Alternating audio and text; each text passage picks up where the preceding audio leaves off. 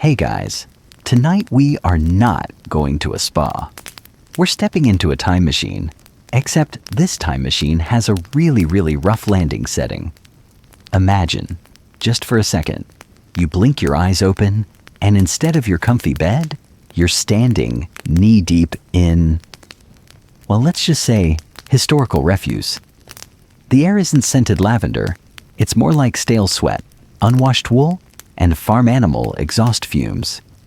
You're surrounded by people who look utterly alien, speaking a language that sounds like marbles being shaken in a tin can, only louder and more aggressive. There's dust coating everything, clinging to your skin, making you cough. And the sun? It's beating down with a vengeance you only get on vacation when you forgot sunscreen and decided, I'll be fine. Spoiler alert, you won't be fine. You probably won't survive this. So before you get comfortable, take a moment to like the video and subscribe, but only if you genuinely enjoy what I do here. Let me know where you're listening from in the comments and what time it is. Always love seeing how far these stories travel. Now, dim the lights, maybe turn on a fan for that soft background hum, and let's ease into tonight's journey together. Okay, so you've just arrived. It wasn't a gentle fade in like in the movies. More like someone dropped you out of a low-flying historical airplane onto a hard-packed dirt road just outside what looks like, well, it should look like Athens or maybe Corinth or Thebes. The problem is, your postcard perfect image of gleaming marble temples on hills is momentarily obscured by the sheer, gritty reality of the foreground. You're standing in dust. Fine, red-brown dust that puffs up with every nervous shift of your weight. It gets in your eyes, up your nose, coats your tongue instantly. And the smell. Oh, the smell. It's not just one bad smell. It's a symphony of terrible odors. Wood smoke, sure, but mixed with animal dung. And not just, cow patties in a field. But like every animal dung, mixed with stagnant water, unwashed bodies, and something vaguely acrid that tickles the back of your throat in a really unpleasant way. You look around frantically. This isn't right. The buildings aren't tall and imposing. They're mostly low mud brick or rough stone structures with tile roofs, crammed together like startled sheep. The streets, if you can call them that, are narrow, winding paths of compacted dirt and other things you don't want to identify. And the noise. It's a constant din, shouting voices in that alien tongue, the bleating of goats, the braying of donkeys, the clang of a blacksmith's hammer, and the general chaotic murmur of hundreds, maybe thousands, of people going about their day with a level of urgency that feels both foreign and vaguely threatening. People are bumping into you. They aren't apologizing. They're giving you quick, suspicious glances before moving on, their faces etched with the sun and a certain hard-edged resilience. They're dressed in simple tunics, mostly wool or linen, belted at the waist. Their skin is tanned. Their hands look calloused. They move with a purpose you utterly lack.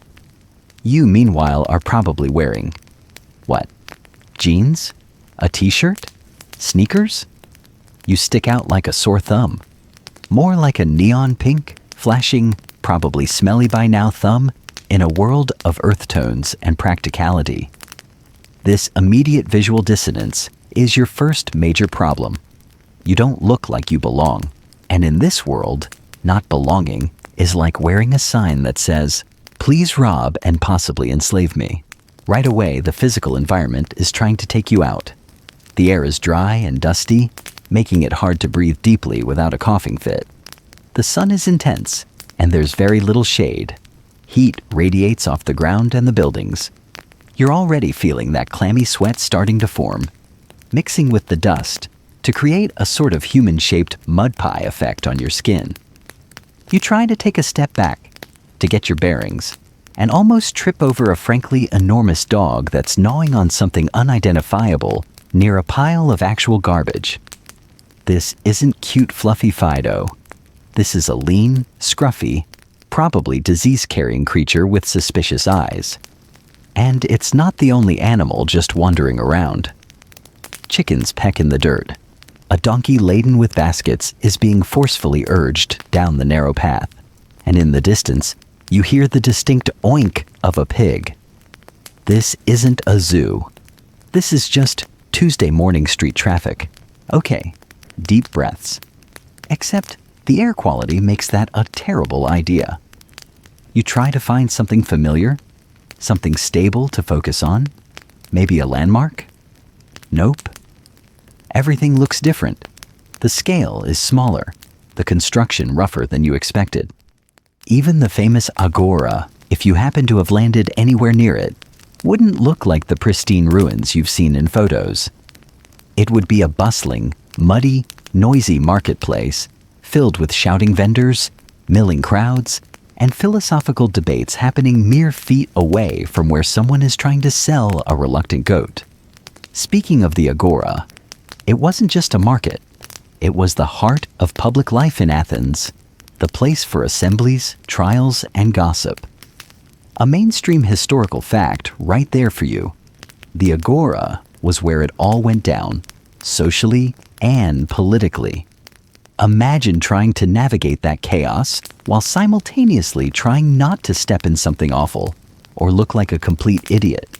Your modern brain is screaming for order, for a map, for a helpful sign, for literally anyone who speaks English, or, failing that, mime. But there's none of that. Just the overwhelming sense of being completely adrift in a sea of unpredictable humanity and animal life.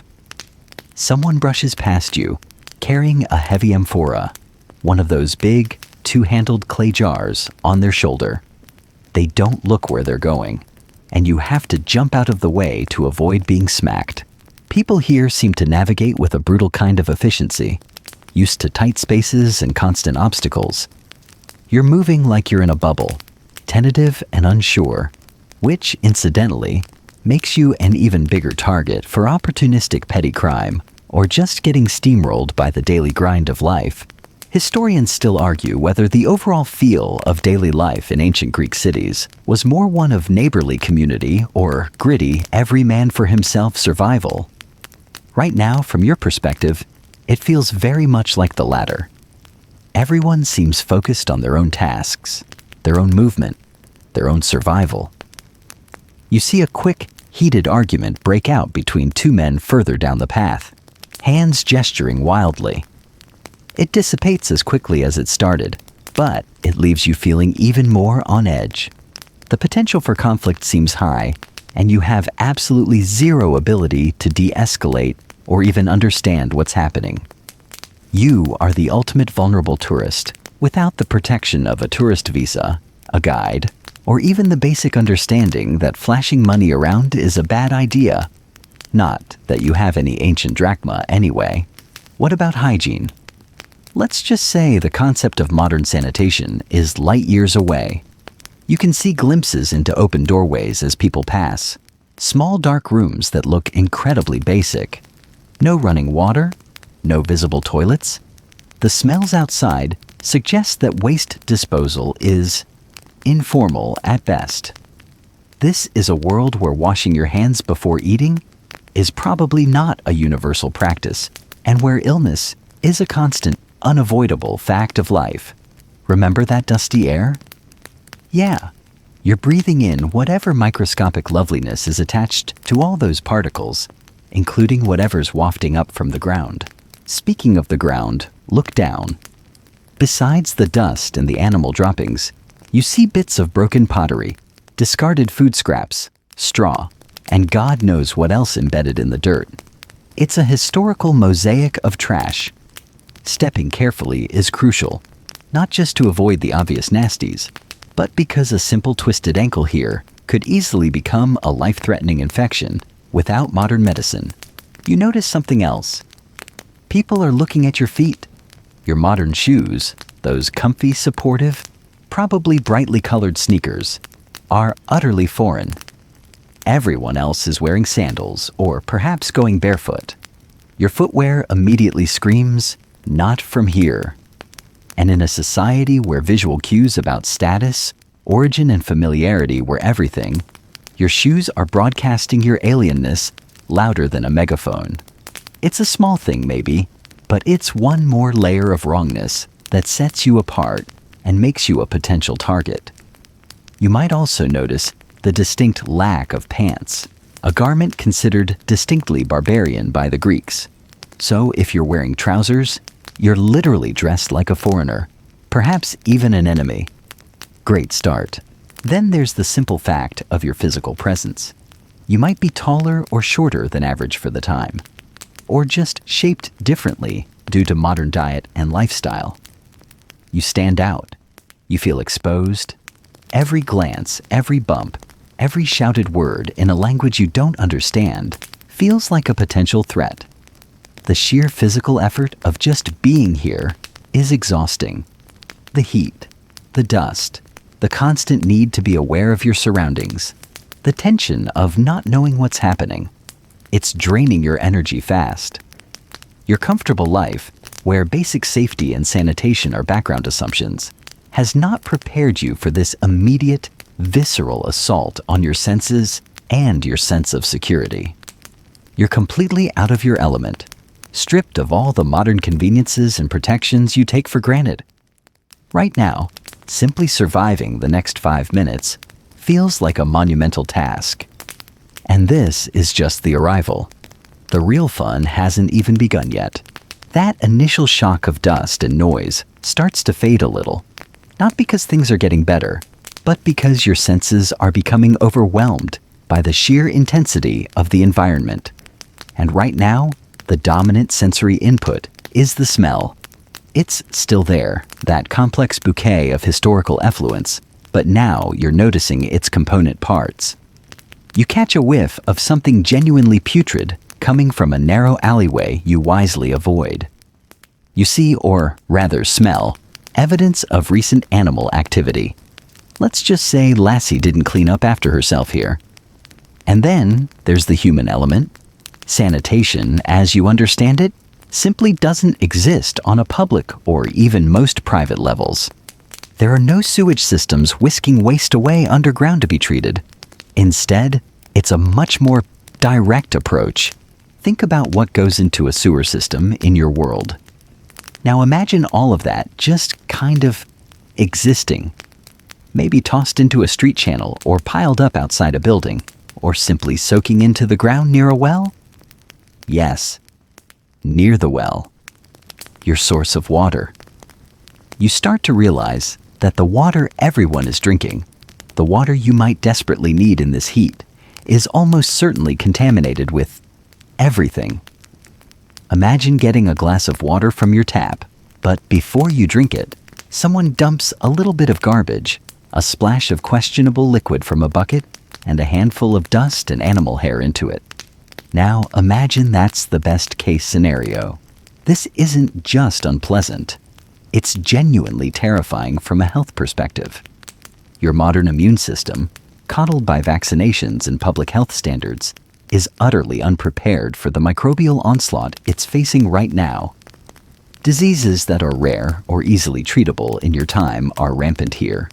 Dysentery, typhoid, cholera, illnesses transmitted through contaminated food and water are likely everyday occurrences.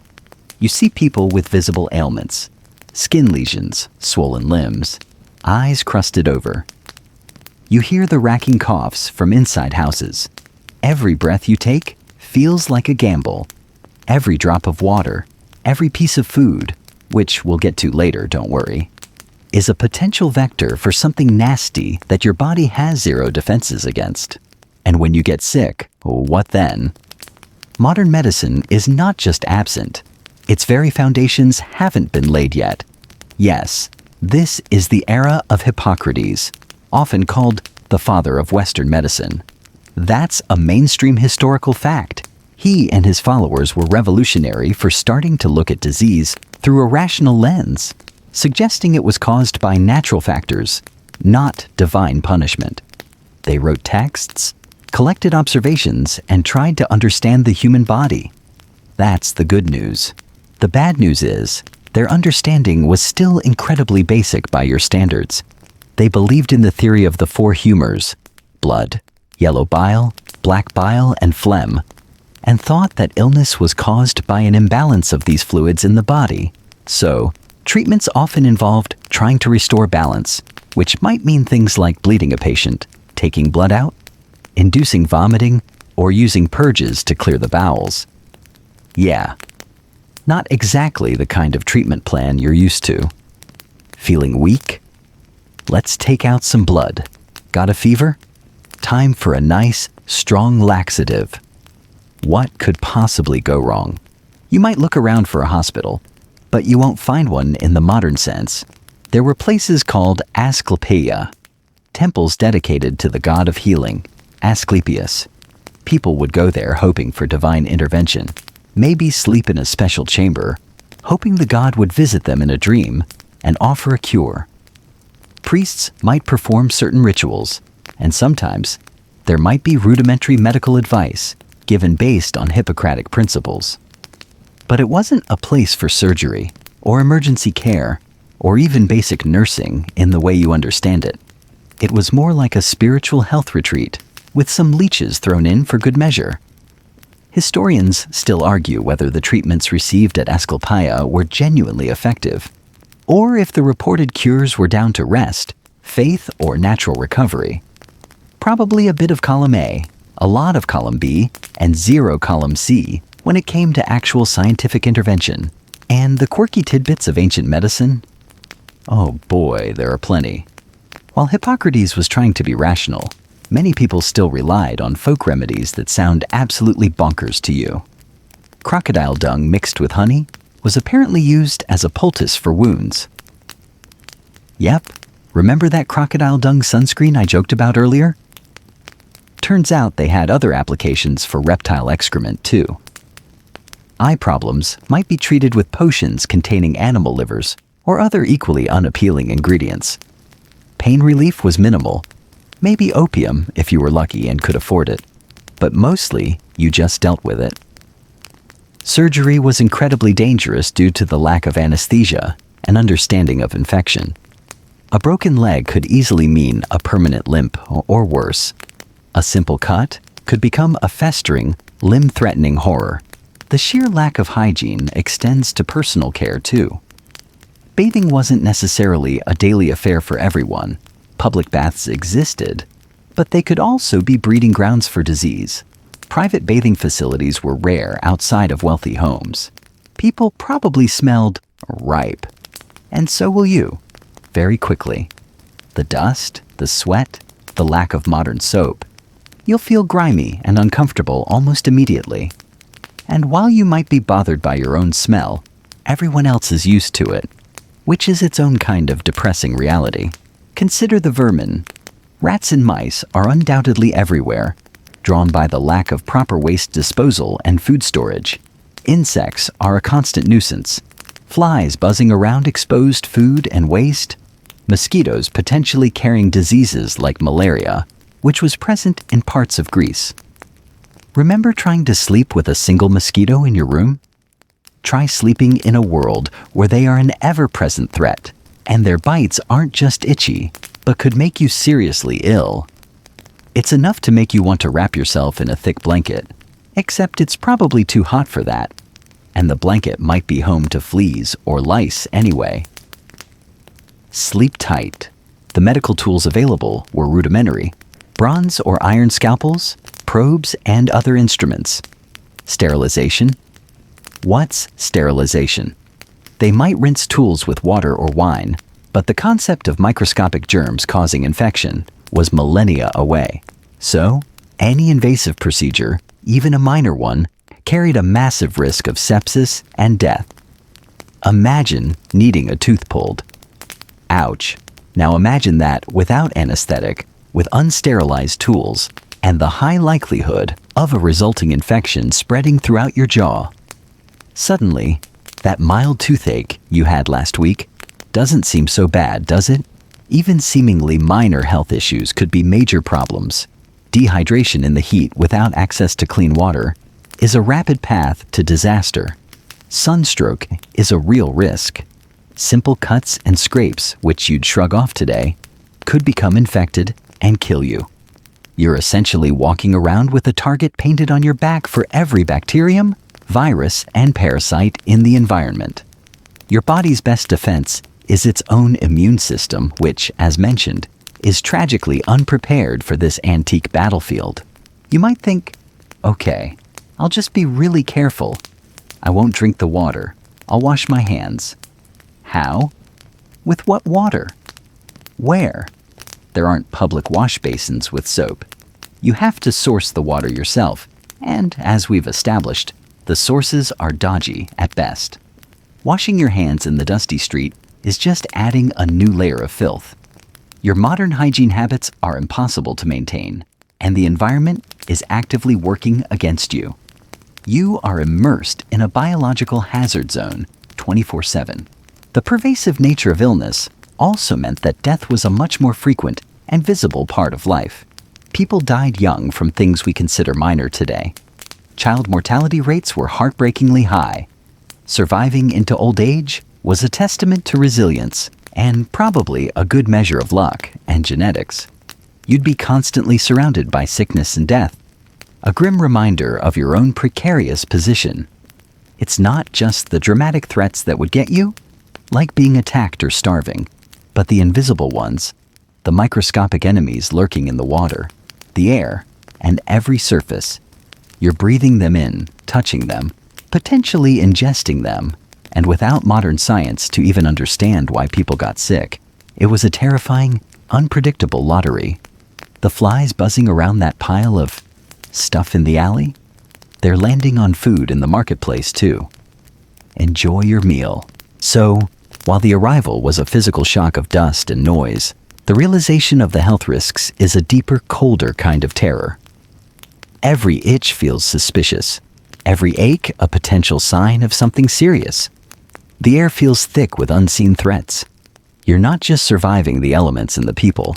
You're in a constant battle against an invisible army of pathogens that ancient Greeks mostly attributed to angry gods or a bad air. You'd be living on a knife edge, where one bad drink, one infected cut, or one mosquito bite could be the beginning of the end. And there's no doctor, no pharmacy, no emergency room to save you. Just fate, faith, and maybe some crocodile dung. Good luck with that. You've just grasped the truly horrifying state of sanitation and healthcare. Your stomach is starting to churn, partly from the general unpleasantness of the environment, partly from hunger, and partly from a dawning dread about the next most fundamental human need: eating. You need calories, hydration. Your modern body, used to 3 square meals and easy access to clean water, is already starting to feel the strain. But finding food and drink here isn't like popping into a convenience store or ordering takeout. It's a whole new level of risk assessment. Let's start with the drink. Water, as we've established, is suspect at best. You see people drinking from public fountains or dipping jars into wells. Maybe they know which sources are less bad than others, but you don't. And even the good sources are likely contaminated to some degree. Boiling the water would help, but you don't have a pot, a fire source, or the knowledge of where to safely make a fire without causing a major problem or attracting unwanted attention. So, plain water is a high-stakes gamble. This is one reason why many ancient Greeks preferred wine. Not because they were all massive lushes, but because the fermentation process killed some of the pathogens present in the water used to make it. Mainstream historical fact: Greeks often drank wine diluted with water, not straight. Drinking undiluted wine was sometimes seen as a bit barbaric or reserved for specific occasions. But even diluted, the alcohol offered a measure of safety that plain water lacked.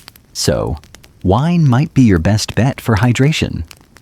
But getting it is another challenge. You don't have money. You can't ask for it. Even if you could, there's the question of quality. Wine varied greatly. You might get something relatively clean, or you might get something that's gone off, or, worse, something adulterated, And drinking alcohol, especially in the heat and on an empty stomach, will quickly impair your judgment, which is the absolute last thing you need in this dangerous environment. Getting drunk would make you an even easier target. What about food? You see market stalls, people selling goods. There are loaves of bread, olives, figs, grapes, cheese, perhaps some fish if you're near the coast, or meat. Though meat wasn't an everyday food for most people, often reserved for sacrifices and festivals. It all looks rustic. The bread is probably coarse, made from barley or wheat. It might be hard and dry. The fruits and vegetables are likely fresh from the field, meaning they might still have dirt, and whatever comes with dirt in this environment, clinging to them. Remember that animal dung? It gets used as fertilizer. Connect the dots. Hygiene standards for food preparation and handling are non-existent compared to what you're used to. Food is exposed to flies, dust, and the hands of everyone who touches it. Meat might not be kept at safe temperatures. There's no refrigeration, obviously. So, anything that isn't freshly harvested or cooked immediately is a potential breeding ground for bacteria. That delicious-looking piece of cheese might be made with unpasteurized milk and stored in conditions that would make a modern health inspector faint. Even if you manage to get your hands on some food, you have to consider how it was produced. Grains might contain ergot, a fungus that can cause a horrifying illness with symptoms ranging from hallucinations to gangrene, sometimes called St. Anthony's fire. Remember that episode of history class where you learned about possible causes for strange mass behaviors in the past? Ergot poisoning is a common culprit. Historians still argue whether played a significant role in various historical events, like the Salem witch trials, due to its hallucinogenic properties.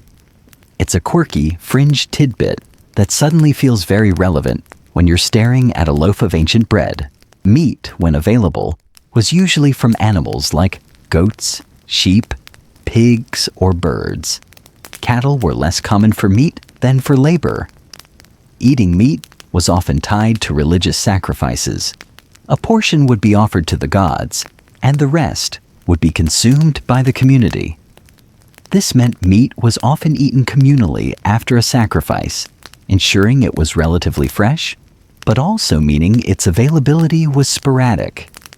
And when you did eat meat, there were risks like parasites or diseases the animal might have carried.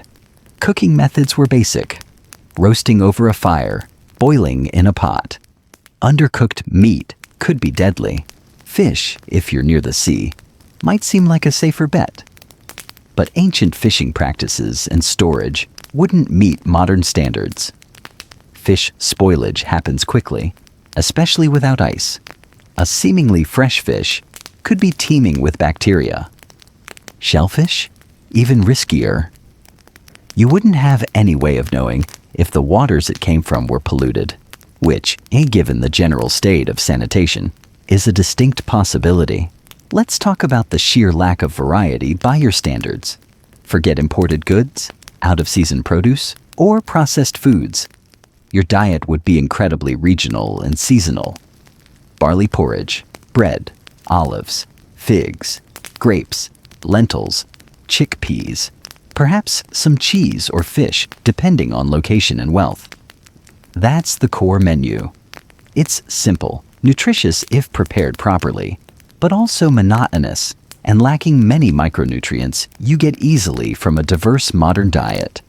Deficiencies wouldn't kill you in a day, but coupled with everything else, they'd weaken you quickly. And remember the water problem? That extends to washing your food. You can't just rinse your grapes under a clean tap. You're rinsing them with the same potentially contaminated water. Everyone is drinking. That dirt, those unseen pathogens, they're not going anywhere. Even something as simple as dairy comes with risks. Milk was mostly from goats or sheep. It wasn't pasteurized. Making cheese or yogurt was a way to preserve it and make it safer.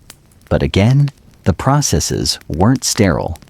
You could easily pick up a nasty bug from a simple piece of feta. The most terrifying aspect of food and drink isn't just that it's unappealing. It's that every single bite and sip is a roll of the dice with your health. You're constantly exposed to pathogens your body has never encountered in such concentrations. Your gut microbiome, nurtured by a modern diet and sterile environment, is about to have a very, very bad time. You'll be lucky if you just get a mild stomach upset. A serious case of dysentery in this world, without rehydration salts or antibiotics, could easily be a death sentence within days, if not hours, from dehydration and organ failure. You're hungry, desperate maybe. You see a vendor selling bread. It looks okay. Rough, unevenly baked perhaps, but recognizably bread. Your modern brain screams, food, calories. But your burgeoning ancient world survival instinct, if it's kicked in yet, should be screaming, risk, unknown origin, unclean hands. You don't know where the grain came from, who baked it, whether rats have been nibbling on it, or if the water used was from that dodgy well. That simple loaf of bread represents a cascade of potential health hazards, and even if the food itself wasn't contaminated, your weakened state from heat, stress, and poor hydration makes you more susceptible to getting sick from it. You're not just up against historical pathogens, you're up against them with a body that's already starting to buckle under the strain of simply existing in this environment. Let's not forget about food storage. There were no pantries with airtight containers or refrigerators. Food was stored in clay jars, woven baskets, or just left out. This made it vulnerable to insects, rodents, and spoilage. A vendor might be selling food that was prepared yesterday and has been sitting out in the heat all night. That's a fast track to food poisoning. You see someone peel an orange. If they had oranges, citrus wasn't widespread everywhere in Greece at all times.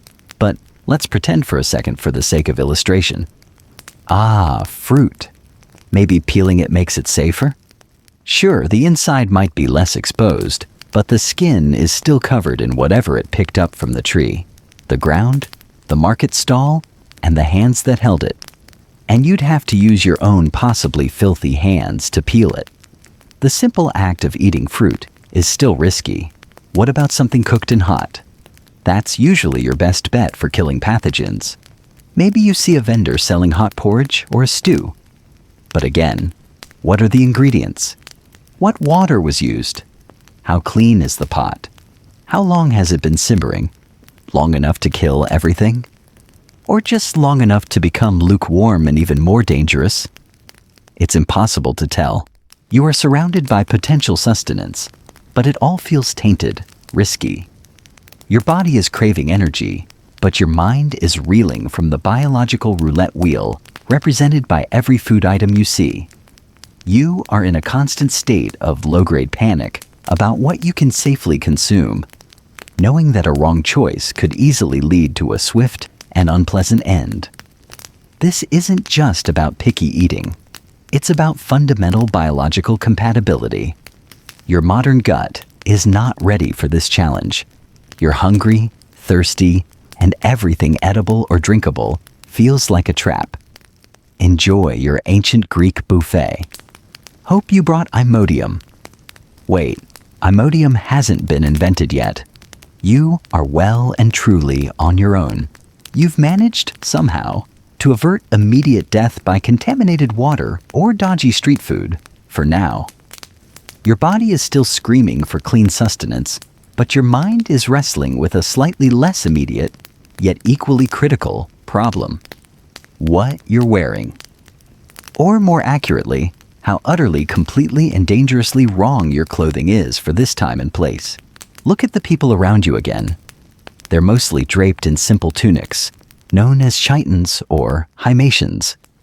These are basically rectangles of fabric, wool in winter, linen in summer, pinned or sewn together and belted at the waist. They are designed for a culture where modesty is different, climate is important, and fabric technology is limited compared to your stretchy, durable synthetics. Mainstream historical fact. The chiton was the basic garment for both men and women. simply adjusted in length and fabric quality, depending on status and gender. It was functional, relatively easy to make, and suitable for the climate. Now look at yourself. You're probably wearing tailored clothing. Pants, maybe? A shirt with buttons or a zipper? Underwear? Socks? Shoes? Every single layer is wrong. Your trousers, particularly, are a huge red flag. Greeks considered pants barbarian attire, something worn by scary foreigners like the Persians or Scythians. So, right off the bat, if you're in jeans, you're literally dressed like someone they distrusted or viewed as uncivilized. That's not a great first impression. Your shirt is likely fitted, perhaps brightly colored. Ancient dyes weren't as vibrant or consistent, and has complex features like collars or cuffs that don't exist here. The fabric itself feels alien.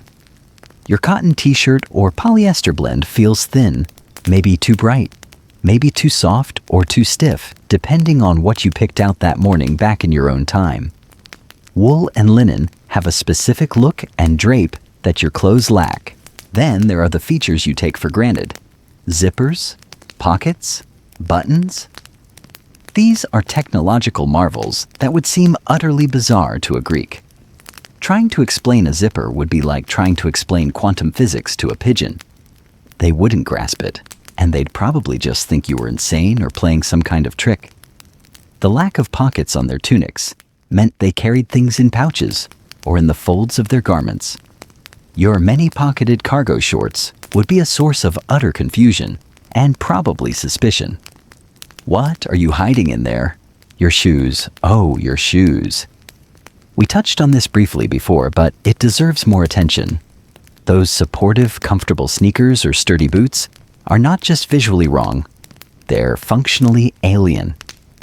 Everyone else is in sandals, sometimes simple affairs, sometimes more elaborate, but open-toed and designed for walking on dust and dirt and uneven stone.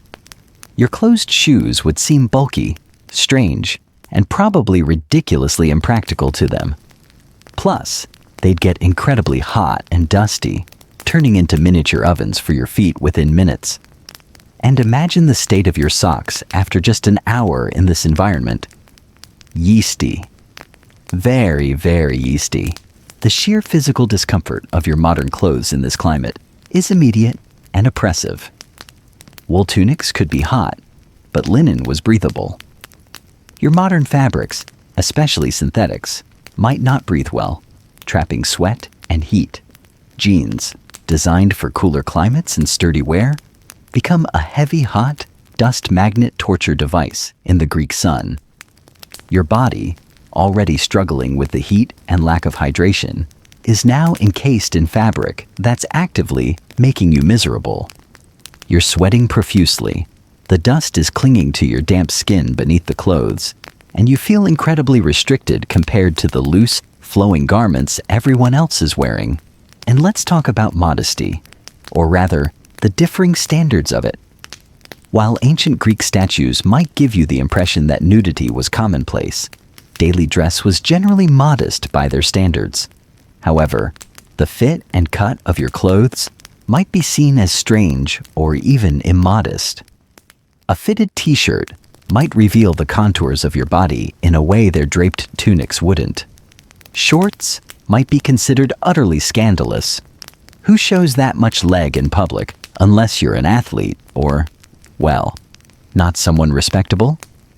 Your underwear, if visible through thin fabric, would be a complete mystery and likely cause for offense or confusion. The very idea of multiple layers of fitted garments is foreign. Being dressed like this isn't just a fashion faux pas. It's a major social barrier and a security risk.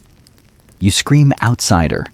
You have no visual markers that place you within their social structure, region, or trade. You're not a citizen, not a known resident, not even a recognizable type of foreigner. You're a walking question mark. This makes you instantly suspicious to everyone. Why are you dressed so strangely? Are you dangerous? Are you wealthy? Those shoes look elaborate, even if they don't understand them. Are you a slave who has escaped and stolen clothes? Unlikely, given the clothes, but they might think you're mad. This suspicion can manifest in many ways. People might avoid you. They might whisper and point. Or more dangerously, they might see you as an easy mark. Someone who clearly doesn't understand the local customs or language and who stands out so much is an obvious target for petty theft, scams, or worse. You have no community, no family, no network to protect you or vouch for you. Your clothes are a giant sign that says, isolated and vulnerable. Take advantage of me. Historians still argue about the extent to which clothing indicated social status or profession across different Greek city-states and time periods. While basic garments were similar, differences in fabric quality, color, embellishments, and how the garment was worn could signal wealth or status. Your clothes offer none of these recognizable cues within their system. You are effectively walking around naked in terms of social identification, even though you're fully clothed by your standards. A quirky tidbit about ancient Greek grooming and appearance that contrasts with modern norms. While we might use antiperspirant, the Greeks often used scented oils and perfumes, applying them to their skin after bathing, when they did bathe. They also didn't necessarily remove body hair to the extent many people do today. So not only do you smell weird, like nothing or artificial soap maybe detergent, but your natural state or grooming habits might also seem peculiar to them, adding another layer to your visual alienness. Trying to explain your modern deodorant stick would be another moment of cultural disconnect. It stops you smelling bad? But how? Does it trap the humors? Your inability to blend in means you are constantly under scrutiny. Every move you make, every confused glance you give, is amplified by your appearance. You can't discreetly observe or try to pick up cues. You are the main event, the strange person everyone is staring at. This constant attention is not just unnerving, it's actively detrimental to your survival, preventing you from going unnoticed while you figure things out. Even if someone were charitable enough not to immediately exploit you, they'd have no idea how to place you. Are you skilled in a trade? What's your background? Where are you from? Your appearance provides no clues. You'd be like a person dropped into a complex social structure with a blank identity card. No one would know whether to offer you work, demand taxes, ignore you, or report you to the authorities as a potential vagabond or spy. Furthermore, your modern clothes aren't built for the kind of physical demands ancient life would require if you were to survive. They aren't designed for hauling water, working in fields, building structures with simple tools, or long-distance walking on rough terrain. They'd rip, tear, and fall apart much faster than sturdy wool or linen worn in layers. Your nice sneakers wouldn't last long on rocky paths or dusty tracks. The soles would wear down, the fabric would tear. You'd quickly be left with rags that offer even less protection and make you look even more destitute and suspicious. The sheer impracticality is hilarious in a dark way. Imagine trying to run in your jeans or climb a wall. Imagine trying to stay warm if the temperature drops at night with just a thin modern shirt. Imagine trying to wash your clothes without soap or clean water and without the knowledge of how to properly care for wool or linen. They'd become stiff, dirty, and even more uncomfortable. Your appearance is a constant, visible handicap. It alienates you from the population, marks you as an outsider, prevents you from blending in, and offers no practical advantage in the physical environment. You are a walking billboard for prey. Every Greek who sees you processes your appearance through their understanding of the world, and you simply don't fit anywhere safe or recognizable. You are, quite literally, the worst-dressed person in history, and it could very easily get you killed or enslaved. Time to find a sheepskin and some rope, maybe?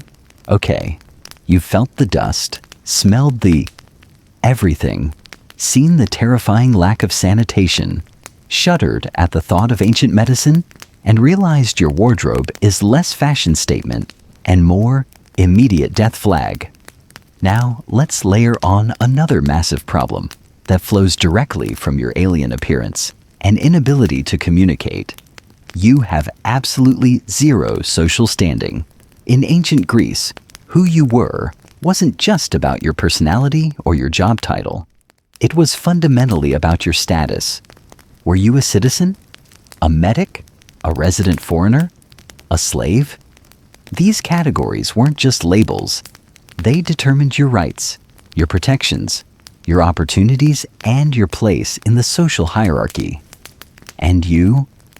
You don't fit neatly into any of them. Let's break down the basic structure, using Athens as a prime example, because it's probably the most famous. At the top were the citizens. These were freeborn men, and sometimes women, though women's citizenship was limited and complicated, whose parents were also citizens. Citizens had political rights. They could vote, hold office, own land, and participate in the assembly and courts. This is a mainstream historical fact. Citizenship was a highly guarded privilege in many Greek city-states, not something easily acquired. Being a citizen gave you a powerful layer of protection. You had kin, community ties, and legal recourse, at least in theory. Below the citizens were the medics. These were free non-citizens who lived permanently in the city. They might be merchants, craftsmen, or artists. They had to register, pay taxes, including a special tax called the metoikion, and often had a citizen sponsor. They contributed to the economy and society, but they couldn't vote, couldn't hold office, and usually couldn't own land. They had some legal protections, but less than citizens. They were recognized as residents even if they weren't fully part of the political community. And at the bottom were the slaves. Slavery was widespread in ancient Greece, considered a normal and necessary part of society. Slaves had no rights. They were considered property, owned by individuals or the state. They performed all sorts of labor, from working in mines and fields to household tasks, and even some skilled crafts. Their lives were entirely dependent on their masters. They had no legal standing to speak of, could be bought, sold, or punished at their master's will. Historians still argue about the exact number of slaves in various city-states and the precise conditions of their lives. Some might have had better lives than poor free people, but the lack of freedom and inherent vulnerability was absolute. Now, where do you fit? You're clearly not a slave. You're not owned by anyone, though that could change quickly. You're not a medic. You haven't registered. You don't have a sponsor. You probably don't even know what a medic is, let alone how to become one. And you're definitely not a citizen. You weren't born here. Your parents weren't citizens. You don't belong to a local tribe or deme, a political subdivision. You have no lineage, no history within this society, no connection to the land or the gods recognized by the community. You are, in their eyes, utterly undefined. You have no status. You are a nobody. Or perhaps worse, you are an unknown nobody. Someone who exists outside the recognized social order. This is incredibly dangerous. Imagine trying to navigate a modern society without any form of identification. No driver's license, no passport, no birth certificate, no social security number. You couldn't get a job, open a bank account, rent an apartment, or even prove who you are if questioned by the police.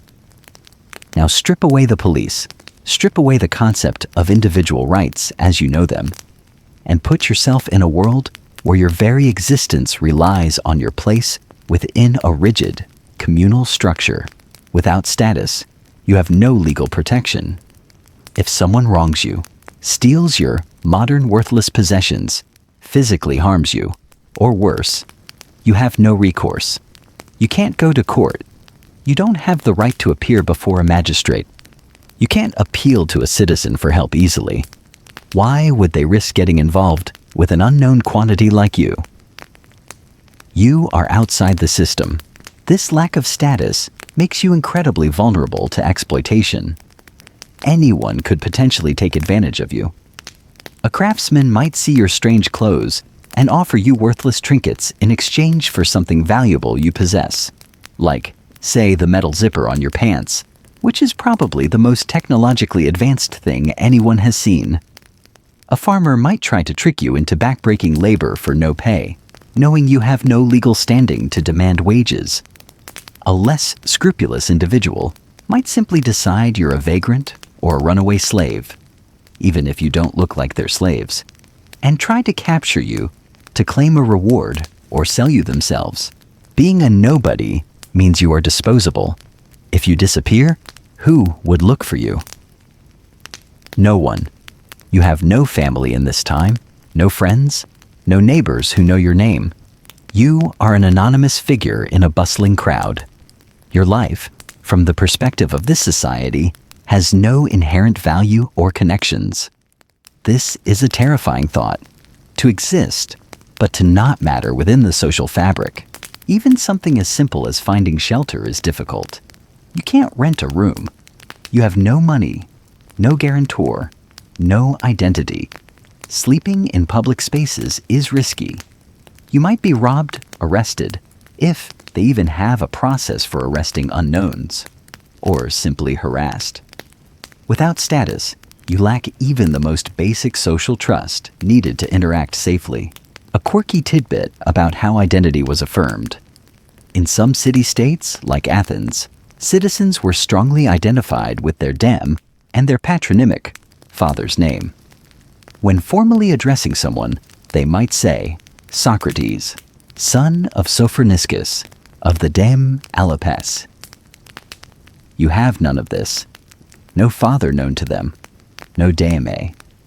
You are just you, the strangely dressed, silent, confused person, an identity that means nothing. Your inability to communicate in their language exacerbates this problem exponentially. Not only do you lack the formal markers of status, but you can't even verbally explain who you are, even if you somehow invented a plausible story on the spot, which you couldn't. You are voiceless in every sense. You can't ask for help, clarify misunderstandings, or defend yourself with words. This silence, combined with your appearance, makes you even more alien and potentially threatening or pitiable.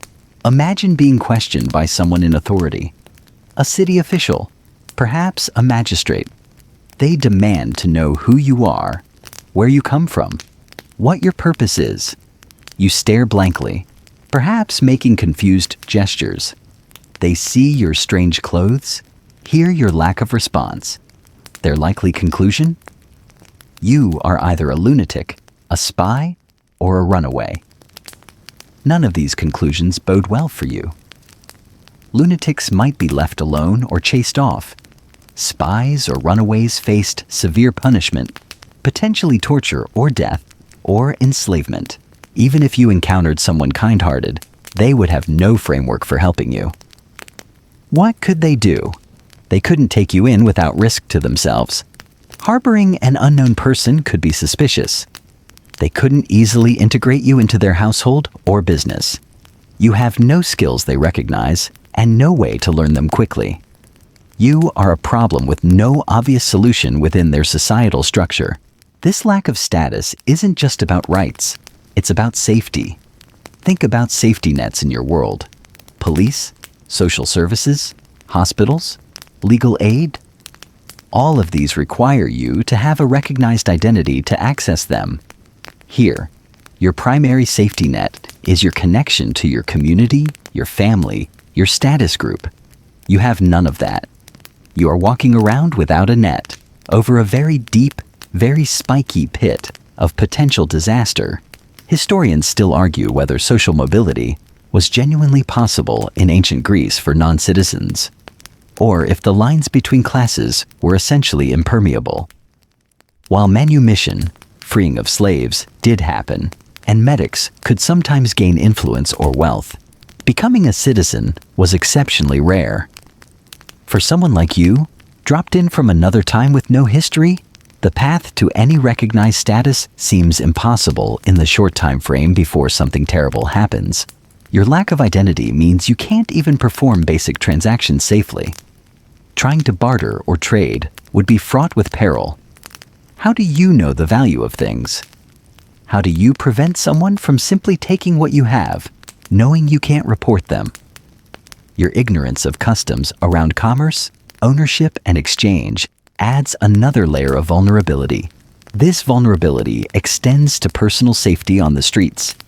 Petty criminals, thugs, or even just bored, cruel individuals might target you precisely because you are an outsider with no one to avenge you or demand justice on your behalf.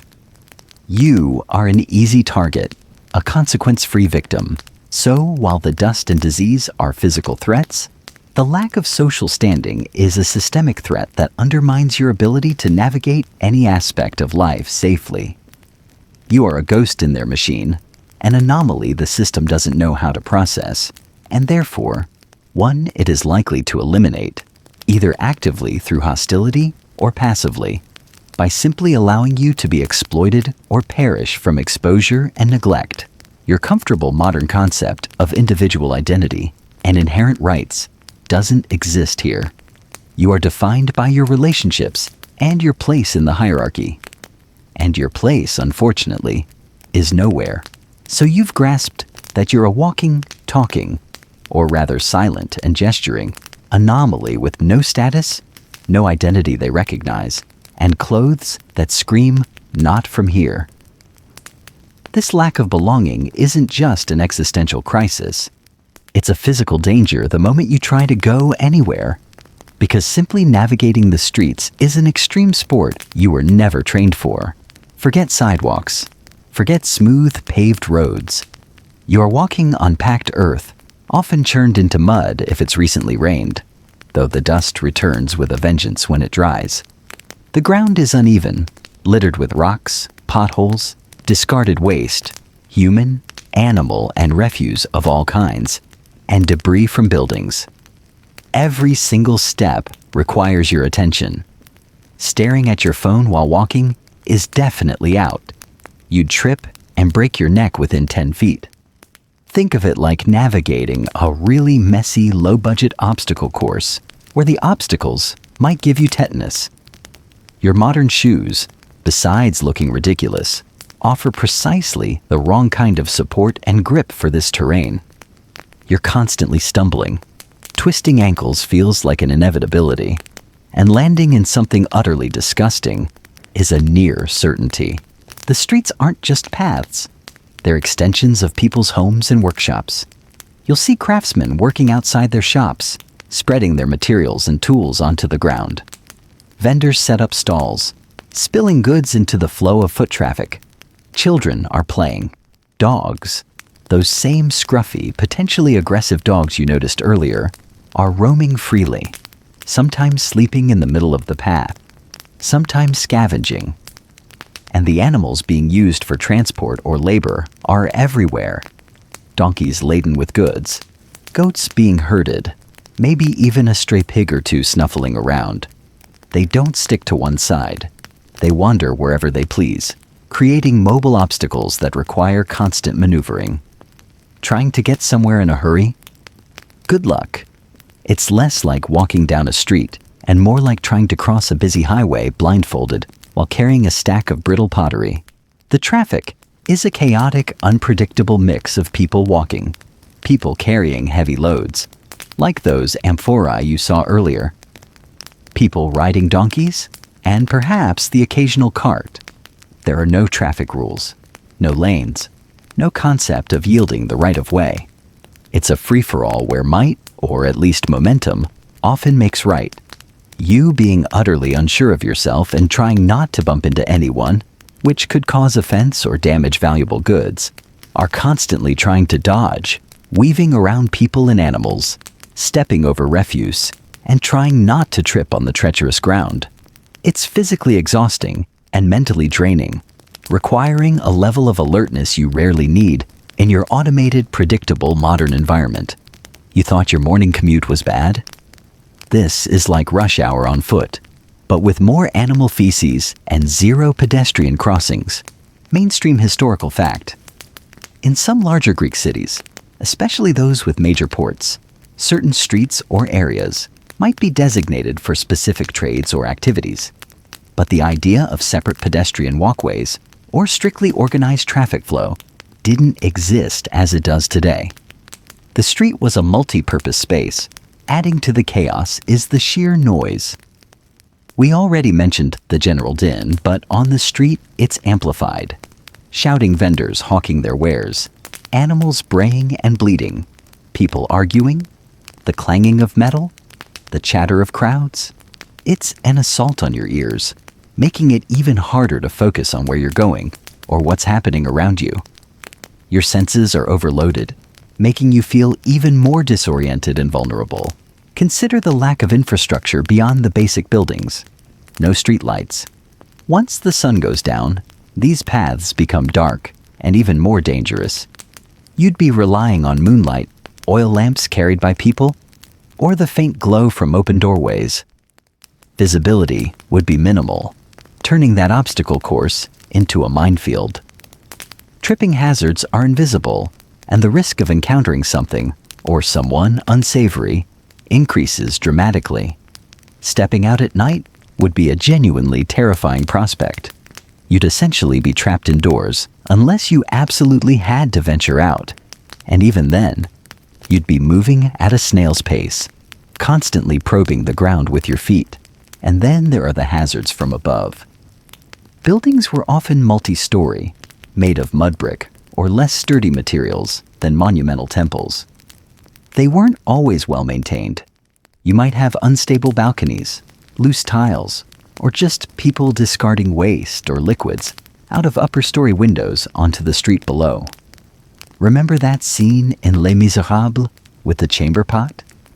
Yeah, imagine that, but potentially anything. A quirky tidbit.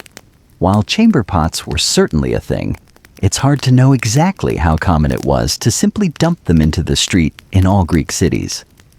But given the lack of sewage systems, it's a safe bet that disposing of waste was often a less than ideal process, and gravity is a universal force. So mind your head. Mind. Your lack of status and inability to communicate become even more critical on the street. If you get into an accidental collision, say, you bump into someone carrying fragile goods, or you step on a sleeping dog, fall, how do you handle it? You can't apologize. You can't explain it was an accident. You can't negotiate compensation. You just stand there looking bewildered and guilty. This could quickly escalate into an angry confrontation, and with no one to back you up, you're at a severe disadvantage. You could be threatened, beaten, or even hauled before some local authority figure who has no patience for your silent confusion. Moreover, the streets are where opportunistic crime happens.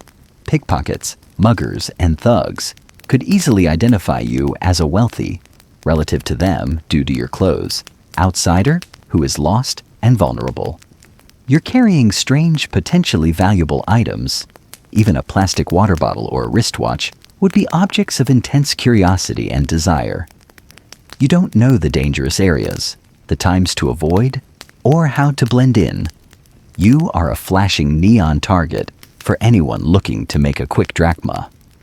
The risk of being robbed is high, and resisting would be dangerous, potentially leading to serious injury or death. Historians still argue whether crime rates in ancient Greek cities were relatively high compared to other historical periods, or if accounts tend to focus on sensational incidents. Regardless, without a modern police force patrolling the streets and a legal system that recognizes your existence, you are incredibly exposed. Your safety relies entirely on your vigilance and luck. There's no 911 to call, no police station to report a crime. If something happens, it happens, and you're on your own. Even public spaces that sound safer, like the Agora we mentioned, are chaotic.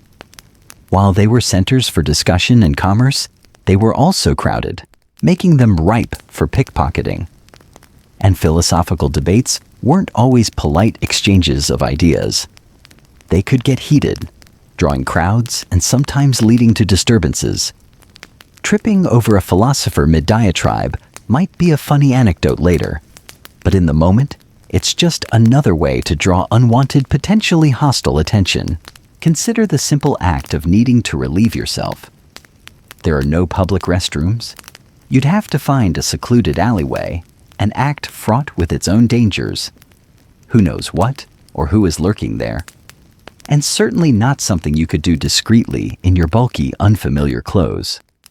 The lack of such basic facilities adds another layer of discomfort and risk to being out and about. The cumulative effect of navigating this environment is intense anxiety.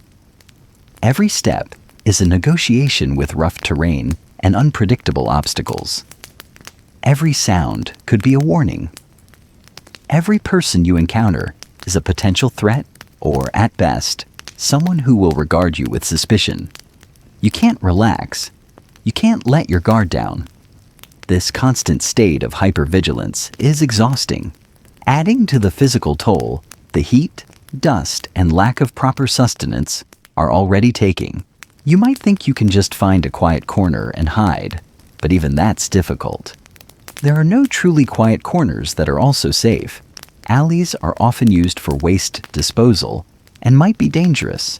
Empty buildings might be unstable or occupied by others who won't welcome you. Public spaces are crowded and exposed. Finding a place of relative safety requires knowledge of the city and acceptance by its inhabitants, neither of which you have. So, stepping outside wasn't an escape from your problems. It was stepping into a new, equally dangerous arena.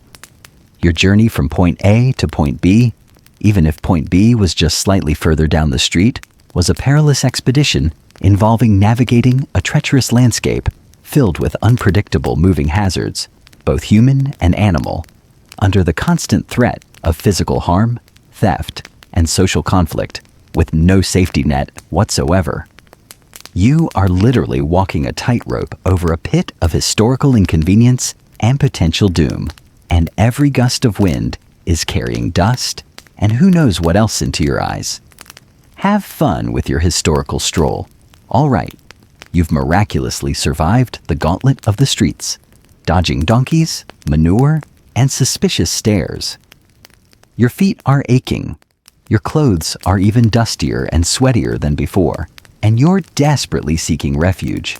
The idea of finding shelter, a place to rest, to feel safe, is now paramount. You managed to spot what looks like residential areas, perhaps small clusters of houses. Maybe you can find an unlocked door, a friendly face, or even just a shed. But your modern expectation of shelter is about to be severely challenged. Ancient Greek homes, for the vast majority of people, were not the sturdy, comfortable structures you're used to. Forget central heating, air conditioning, insulation, or even proper windows. Homes were typically built of sun-dried mud brick, adobe, or rubble stone, often with wooden frames and topped with tiled roofs. Wealthier homes might have had more durable materials and better construction, but the average dwelling was much more basic. Mainstream historical fact: most people in ancient Greek cities lived in modest, multi-story houses made of perishable materials like mud brick, not grand stone mansions. The stone temples and public buildings were the exception, not the rule, for residential architecture. You manage to find what looks like a small, unoccupied structure, perhaps on the edge of the settlement, or maybe you've been taken in by someone, highly unlikely given your status.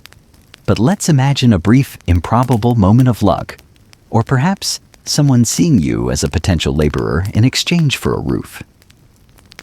Stepping inside, the first thing you notice is the darkness and the dampness. Windows, if they exist, are small, unglazed openings, sometimes covered with wooden shutters or a piece of animal skin or cloth. They let in minimal light and are terrible at keeping out the elements or intruders. So the interior is dim, even during the day, and relies on oil lamps for artificial light, which are smoky and a fire hazard. The floor is likely packed earth, perhaps covered with rushes or straw.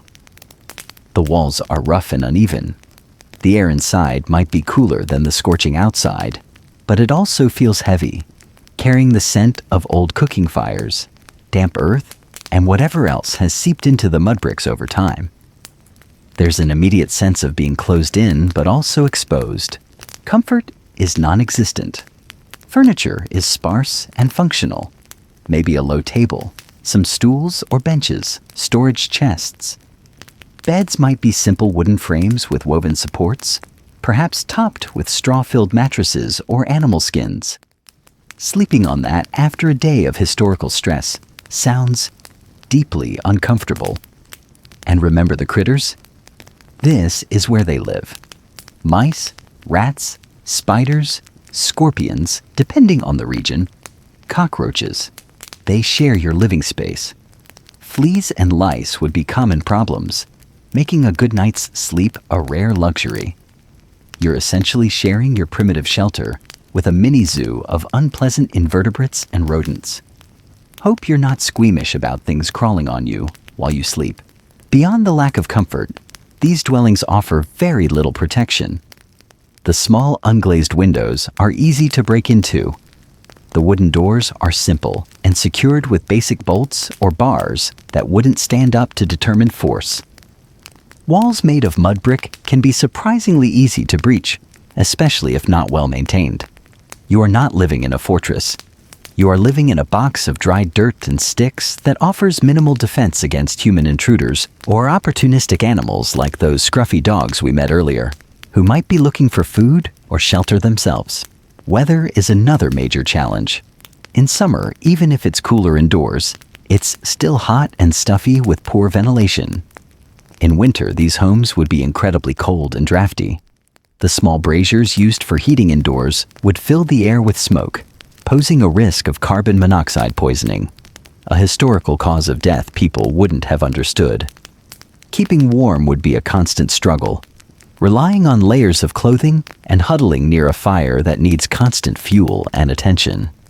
A single cold snap or a prolonged rainy period where the walls become damp and chill you to the bone could be genuinely dangerous, especially if you're already weakened. Remember the sanitation issue. It follows you indoors. There are generally no indoor toilets as you know them. Waste disposal often involved chamber pots, which would then need to be emptied outside. Imagine the smell, even if the pot is emptied regularly, which might not happen as often as you'd like. Washing facilities would be minimal. Maybe a basin for water brought from a public fountain or well. Privacy, too, is limited. Homes might have separate rooms, but they often opened onto a central courtyard, and the concept of private bedrooms, as we understand them, wasn't universal. Even if you find a place to yourself, the thin walls and open design mean sounds carry easily. You're not just exposed to the elements and potential intruders. You're exposed to the noise and activity of the household or neighbors. Historians still argue about the precise layout and function of rooms in ancient Greek homes. As surviving structures are often ruins and descriptions in texts can be vague or idealized. It's clear there were different arrangements, but the basic limitations of materials and technology meant that even wealthier homes lacked the sealed, climate-controlled private rooms we take for granted. A quirky tidbit. Some Greek houses had a separate area called the andron, the men's quarters, used for entertaining male guests, often with mosaic floors and slightly more decoration than the rest of the house. Women and children would primarily occupy other parts of the house, particularly the inner rooms or upper stories. So, if you found yourself in a household, even navigating the social geography within the home could be confusing and carry social risks. The lack of security is a constant low-level threat. You might board up the flimsy window or barricade the door as best you can, but you know deep down it wouldn't offer much resistance. The sounds of the night, stray animals, distant voices, the creaks of the old building itself would keep you on edge. You'd be acutely aware of your vulnerability. Sleeping would be difficult, disturbed by discomfort, pests, and anxiety. And sleep deprivation, on top of everything else, would quickly wear down your physical and mental resilience. Finding shelter also introduces the problem of ownership. If you simply occupy an empty building, it might belong to someone, and they could return and react violently to find you squatting there. If you are taken in by someone, you are immediately indebted to them and under their authority. As someone without status or ability to communicate, you could easily be taken advantage of, forced into labor, or even sold into slavery by the person providing you with a roof. The very act of finding shelter, which should offer safety, instead places you in a precarious position of dependency and potential exploitation. Let's think about lighting at night. Oil lamps provided light, but they needed fuel. Oil, which might be expensive or hard to acquire. They produced soot, making the air smoky and dirty. And they were a significant fire risk in homes made of wood and mud brick with straw floors. Falling asleep with a lamp burning could easily lead to the entire structure catching fire, trapping you inside. Your reliance on a primitive, dangerous light source, just to see in the dark, is another reminder of your constant peril. Imagine needing to hide. Your shelter offers very few good hiding places. It's a simple, open space. If someone is looking for you, they'd likely find you easily. There are no locked rooms within the house itself offering an extra layer of security. Even the concept of personal space is different. Living quarters were often cramped, especially for larger families or households that included slaves or dependents. You might be sharing a room or even just floor space with multiple people, including strangers. This lack of privacy, while perhaps just uncomfortable in a modern context, here adds to your sense of exposure and inability to have a moment entirely to yourself to process or plan. The primitive nature of your potential living quarters highlights your vulnerability to the most basic forces: weather, pests, fire, and other people. It's not a sanctuary. It's a slightly less exposed version of being outside, with its own unique set of dangers and discomforts. You're not recovering here. You're just enduring.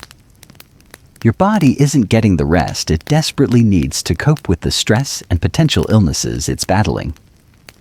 Your mind isn't getting a break from the constant state of alertness. This shelter is just a temporary pause in the onslaught, not a place of genuine safety or recovery. And the knowledge that this is the best you can hope for is deeply demoralizing. You're housed like an animal and almost as exposed. You've experienced the discomfort of the shelter you found, the thin walls, the dirt floor, the constant awareness of things potentially scurrying in the corners. It's a temporary respite, maybe, but it highlights yet another insurmountable barrier you face: communication. You are utterly, completely lost in translation. You heard the language sounding like marbles in a tin can. Now, after the shock has worn off slightly, it's still just noise. Meaningless sounds. People are talking around you, to you, maybe about you, and it all washes over you as an impenetrable wall of foreign phonemes. You can't pick out words, can't grasp context, can't understand questions or commands. It's like being trapped inside a radio tuned to a station you don't understand, with no way to change the frequency.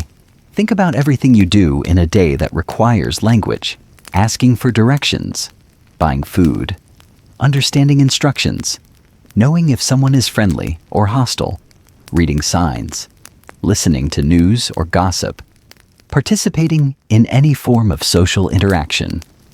In ancient Greece, where information flowed primarily through spoken word, where rhetoric and public debate were central to civic life in places like Athens, a mainstream historical fact, your silence isn't golden.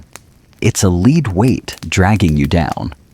The ability to speak persuasively, to participate in discussions, was fundamental to being a free person, especially a citizen. And you have literally zero ability to do any of that. Your attempts at communication would be pathetic and probably frustrating for everyone involved. Pointing, shaking your head, making bewildered facial expressions. These are universal to some extent, but context is everything. Pointing at your mouth could mean, I'm hungry, or, what is that? Or, you have something on your chin, or even be interpreted as an aggressive gesture. A shrug could mean, I don't know, or, I don't care, which might earn you a swift, negative reaction. You are limited to the most basic, easily misinterpreted gestures, and you can't even tell if your gestures are being understood, misunderstood, or causing offense. This isn't just inconvenient, it's terrifyingly dangerous. Imagine someone shouting at you aggressively. Are they warning you? Are they threatening you? Are they just yelling in frustration because you're blocking their path? You have no idea. Your inability to understand tones, words, or context means you can't gauge intent. You're reacting blind, based only on facial expressions and body language, which can be wildly misleading across cultures and are certainly not a substitute for linguistic comprehension. You might respond with fear when aggression is required, or meekness when assertiveness is needed, or confusion when a simple nod would suffice. Every interaction is a potential minefield because you lack the fundamental tool for navigating human society. Even if someone tries to help you, they can't. They ask you questions. Where are you from? Who are your parents? What is your trade? What are you doing here? You can only stare back blankly, perhaps offering a hesitant smile that might be misinterpreted as mockery. They might try drawing pictures, but good luck explaining the concept of time travel or modern technology with stick figures and dirt. You are an unsolvable puzzle to them, and most people in a busy functional society don't have the time or inclination to try and solve a silent, dirty, strangely dressed puzzle who might be dangerous or mentally ill. Think about trying to learn. How do you learn the customs? How do you learn what's forbidden or sacred? How do you learn where to find safe water, or what work is available, or who is trustworthy? You can't ask questions. You can only observe, and observation without context is incredibly limited. You might see people doing something and try to copy them, but you don't understand the why or the nuances. You might step into a sacred space without realizing it, or break a social taboo because you didn't understand a warning. Your ignorance, born of incomprehension, is a constant threat, and it gets worse. Ancient Greek wasn't a single monolithic language spoken identically everywhere. Different city-states and regions had distinct dialects. An Athenian might understand a Corinthian, but there would be differences. If you were dropped into a rural area or a smaller city, the dialect might be even further removed from the Attic Greek. You might have learned a few phrases of in a college class, assuming you even remember them, and assuming they're pronounced correctly for this time period. Historians still argue about the extent to which these dialects were mutually intelligible in everyday conversation across different regions. So, even if you somehow magically acquired a basic understanding of one form of Greek, you might land somewhere else and be just as lost. It's like trying to use modern English in 10th century Yorkshire. Theoretically, the same language family, practically incomprehensible. Literacy rates weren't like today. While reading and writing were important skills, especially in democratic Athens for citizens involved in politics and administration, they weren't universal, particularly outside the citizen class and major urban centers. Many people, especially the poor, women, and slaves, might have been illiterate. A quirky tidbit: even for those who could read, written texts were often intended to be read aloud, as reading silently wasn't as common a practice as it is today. So if you somehow found a written message, it might not even be easy to decipher without hearing the words spoken. Forget finding helpful written instructions or universal symbols. The world communicated primarily through sound. Your complete inability to engage in this oral culture isolates you profoundly. You can't listen to the debates in the agora, can't haggle in the market, can't understand religious sermons, can't learn a trade from a master, can't be entertained by stories or plays, unless they are purely visual, which is rare. You are locked out of the entire cultural and social world happening around you. People talking to each other are building connections, exchanging information, reinforcing social bonds. You are merely an observer, and a very poor one at that, lacking the key to unlock meaning. This silence makes you suspect. Why won't you speak? Are you a spy trying to conceal your origin? Are you afflicted by a god? Are you a runaway slave pretending to be dumb? In a society that relied so heavily on verbal communication to establish identity and trust, your silence is unnatural and alarming. It's not just a lack of a useful skill. It's a potentially incriminating behavior. Trying to learn the language on the fly would be incredibly difficult.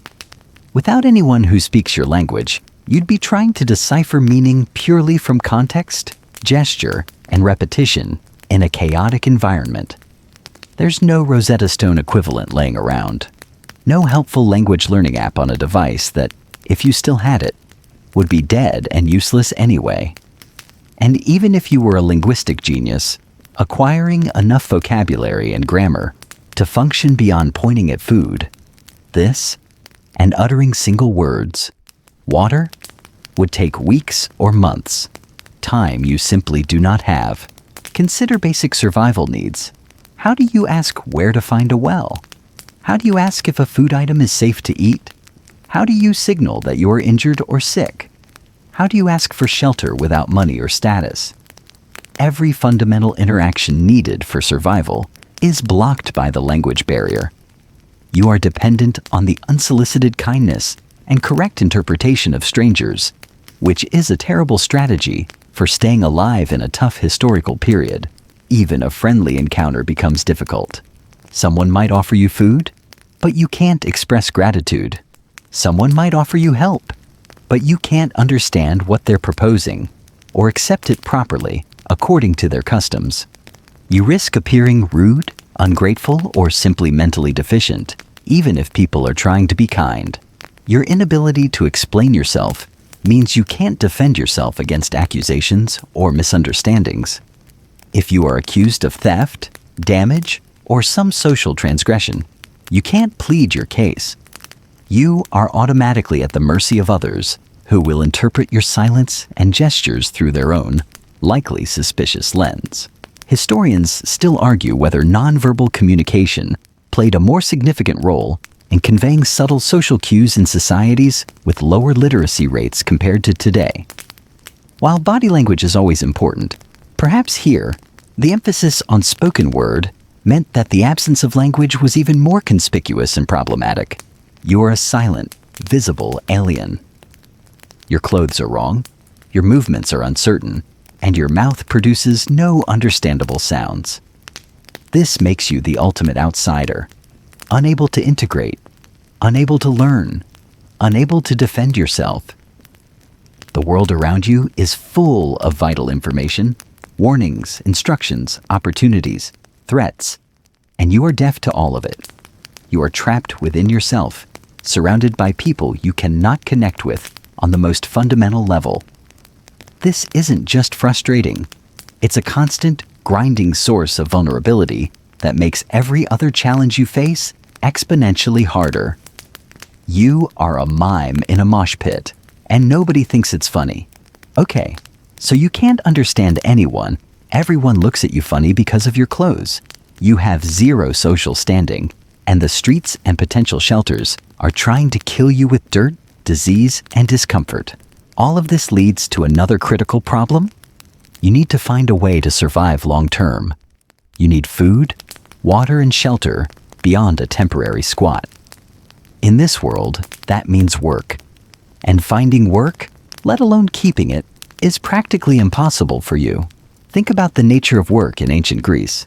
It was primarily based on skilled trades, agriculture, manual labor, and specialized crafts. People learned trades through apprenticeship, following in their father's footsteps, or being trained by a master. You became a blacksmith, a potter, a weaver, a farmer, a sailor, a builder, a stonemason. These were skills passed down through generations, requiring years of practice and knowledge specific to the tools and techniques of the era. Mainstream historical fact: many trades and skills were hereditary or learned through informal apprenticeships within families or workshops. What are your skills? Can you forge iron using a bellows and charcoal fire?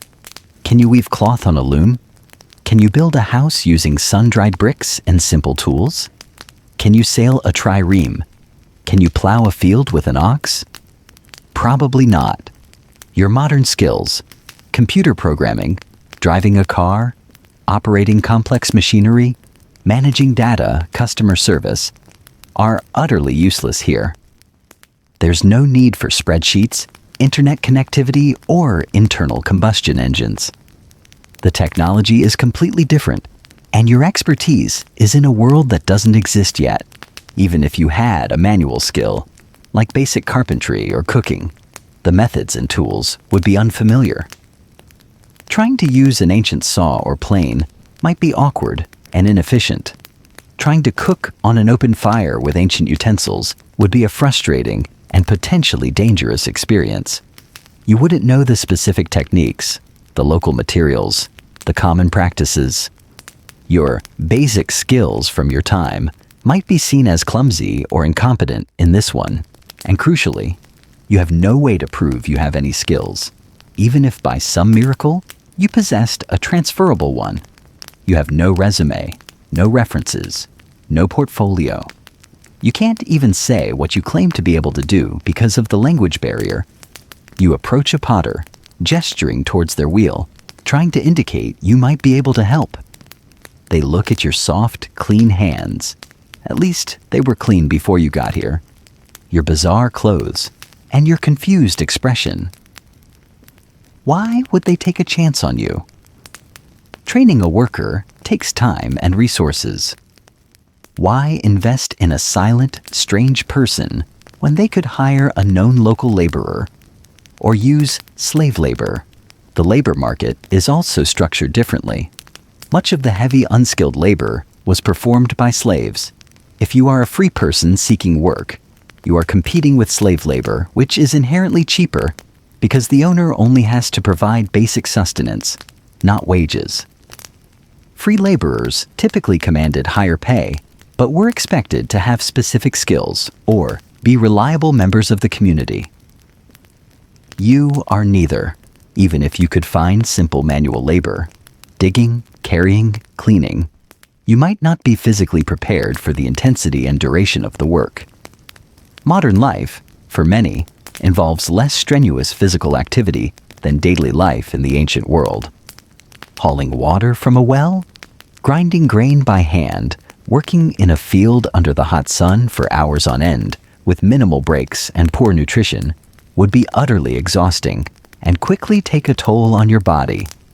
A quirky tidbit: in some areas and times, even free citizens might work as laborers, but often this was seen as less prestigious than other occupations.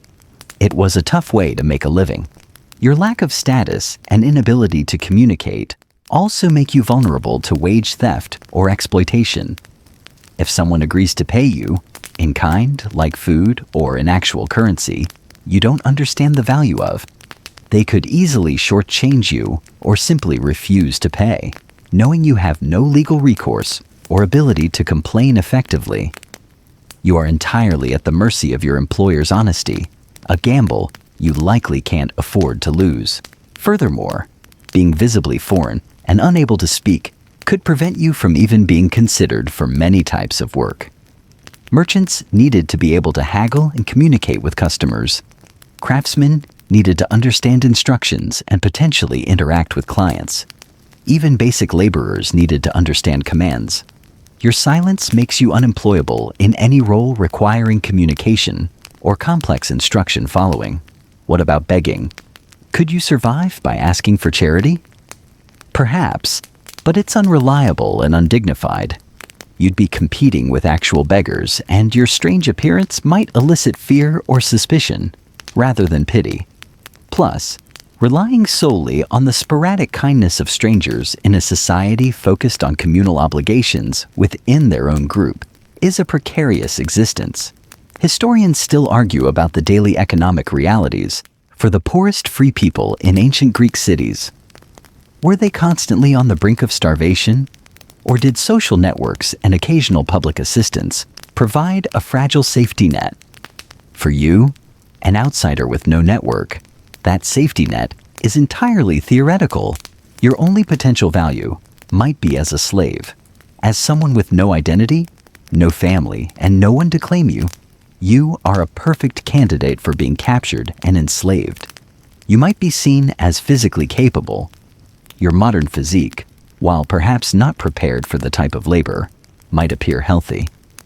And your inability to speak or understand might be viewed as a desirable trait in a slave, less likely to plot rebellion or argue back.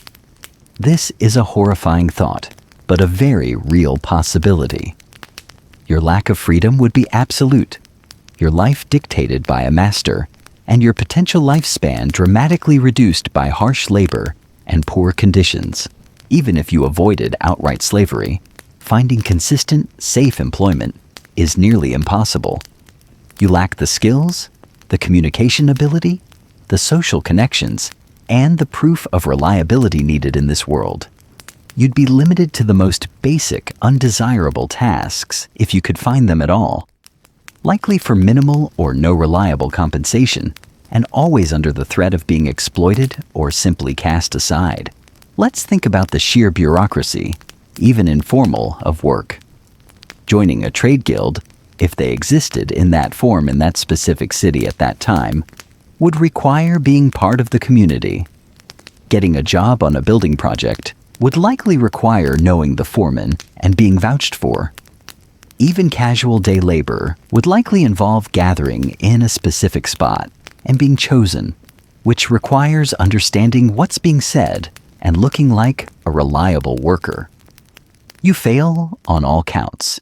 Your hunger and thirst would drive you to seek work, but your limitations make you the least desirable candidate for any employer.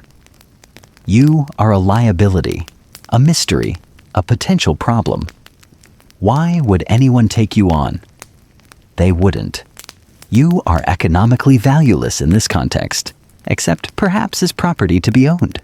So, the path to self-sufficiency through work is essentially blocked. You can't earn money or goods reliably or safely. This means your survival is dependent on scavenging, stealing, which is incredibly risky and likely to get you severely punished if caught, or hoping for charity. All deeply unreliable strategies that won't sustain you for long.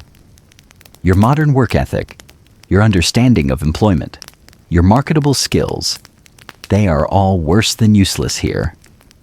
They don't exist. You are economically invisible and unemployable, a state that in this world quickly leads to destitution and death. You are essentially a beggar from the future, and that job opening is already filled with people who actually know the local begging customs. So you're hungry, thirsty, dirty, couldn't get a job if your life depended on it, which it does. And everyone looks at you like you've just crawled out of a particularly nasty hole in the ground. Now, let's add another layer of historical fun: the legal system.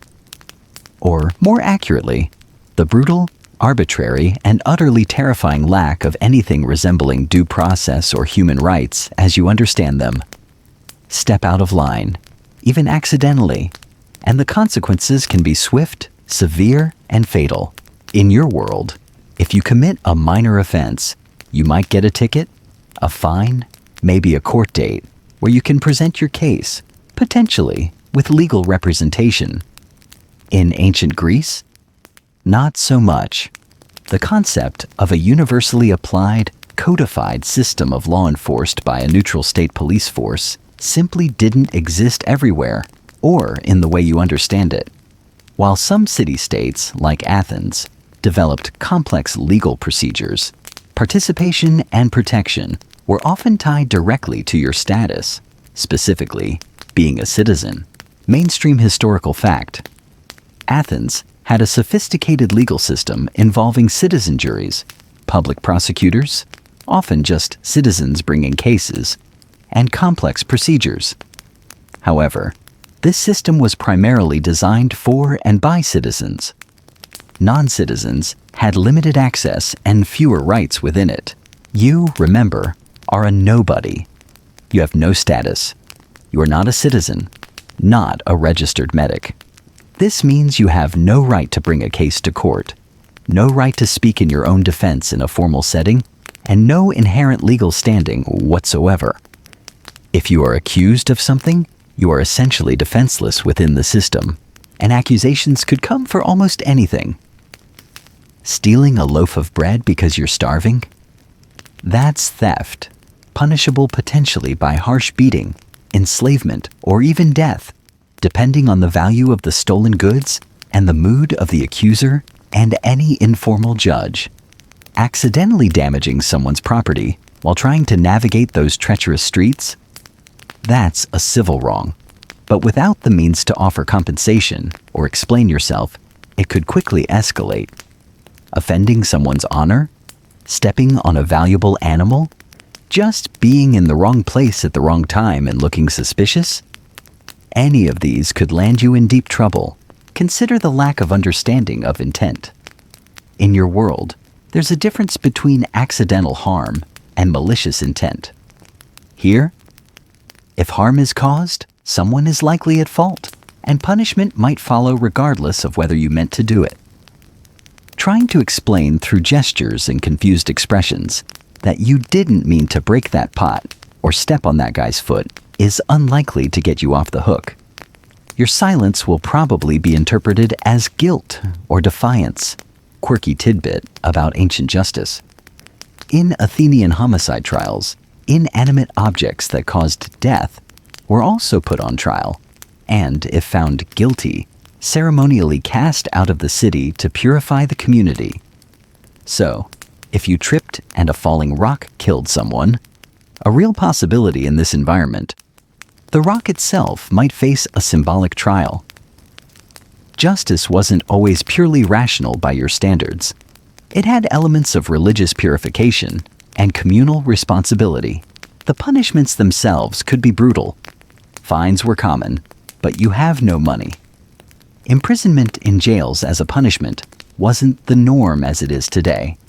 Jails were often just holding pens for people awaiting trial or execution, or for debtors. More common punishments included corporal punishment, beatings, flogging, mutilation, exile, being banished from the city-state, which for you would be meaningless as you don't belong anywhere, but for a citizen was a severe loss of identity, enslavement, and execution.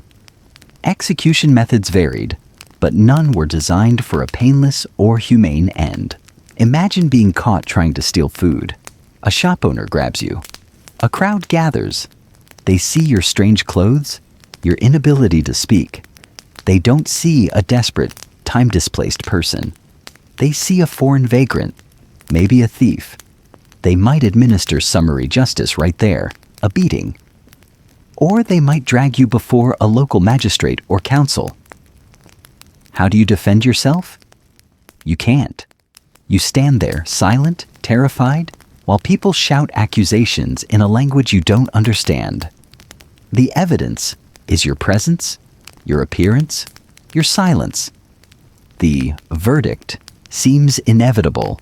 Historians still argue whether the severity of punishments in ancient Greece primarily served as deterrence, as retribution, or as a means of preserving social order and purifying the community from disruptive elements. Regardless of the underlying philosophy, the practical outcome for someone like you, outside the social structure, was likely to be harsh. Even seemingly minor offenses could have serious repercussions. Vagrancy, for instance, being an unknown person with no visible means of support, could be illegal. You fit that description perfectly. You could be rounded up and, as we discussed, potentially enslaved, which was one way societies dealt with people without status or ties. Consider property rights. They were strongly held. Damaging property, whether intentionally or accidentally, was a serious matter. Your clumsy navigation of the streets, your fumbling attempts to find shelter, could easily lead to breaking something. How do you make amends? You can't offer money. You can't offer labor you're not capable of doing efficiently. Your inability to make restitutions leaves punishment as the most likely outcome. There was also the concept of hubris, excessive pride or arrogance, often seen as an offense against the gods or the social order.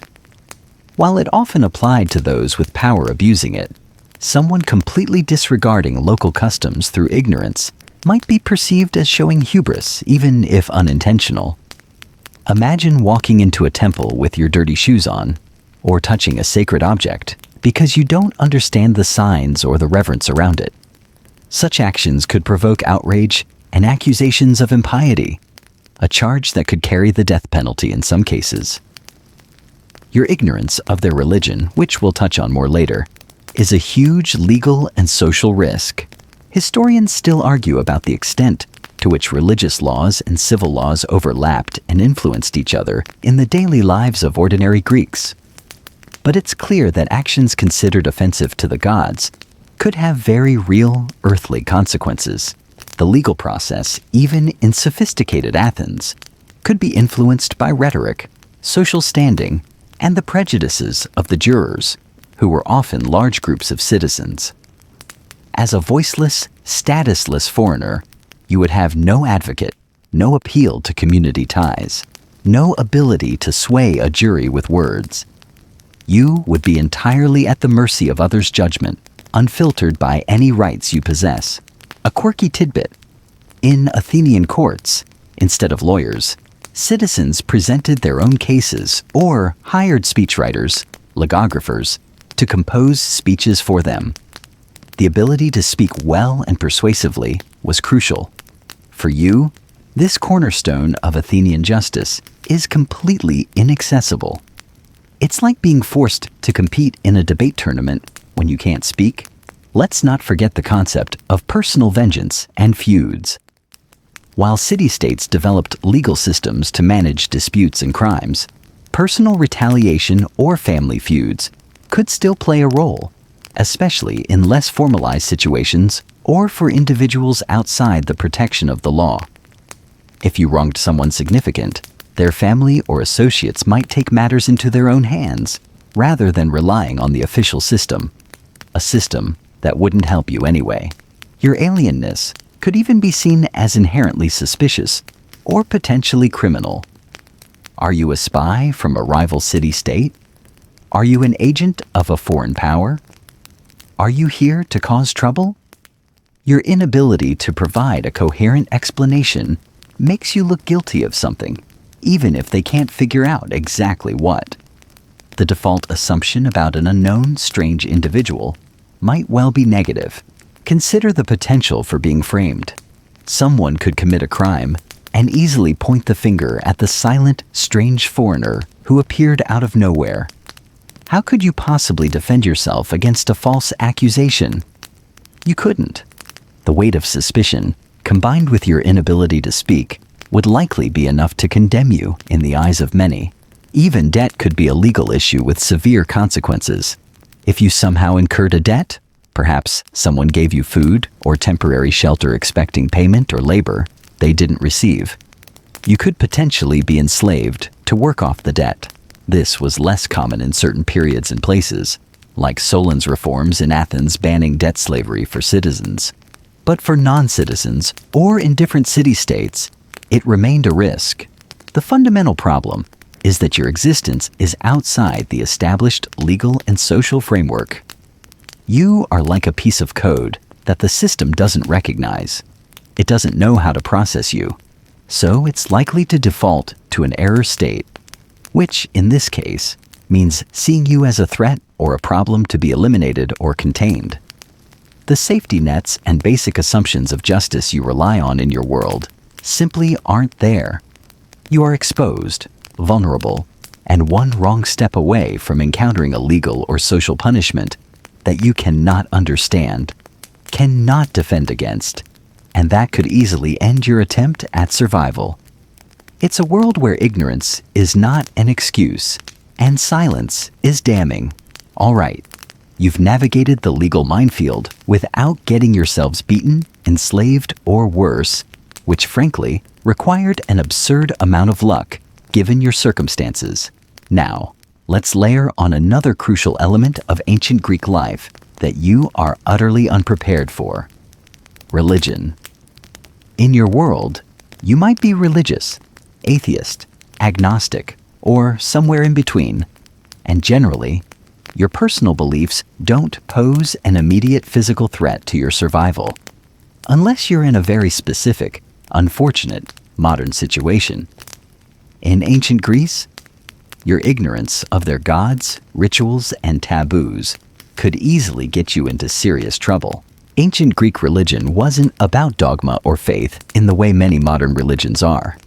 It was primarily about practice, honoring the gods through rituals, sacrifices, prayers, and festivals to ensure their favor and the well-being of the community. The gods weren't distant figures. They were believed to actively intervene in human affairs, causing everything from good harvests and victories in battle to plagues and personal misfortunes. Showing disrespect to the gods, or impiety, asabeia, was a serious offense, not just against the divine, but against the community itself, which relied on the gods' goodwill. Mainstream historical fact: religion was deeply integrated into all aspects of ancient Greek life, from personal actions to civic duties and state affairs.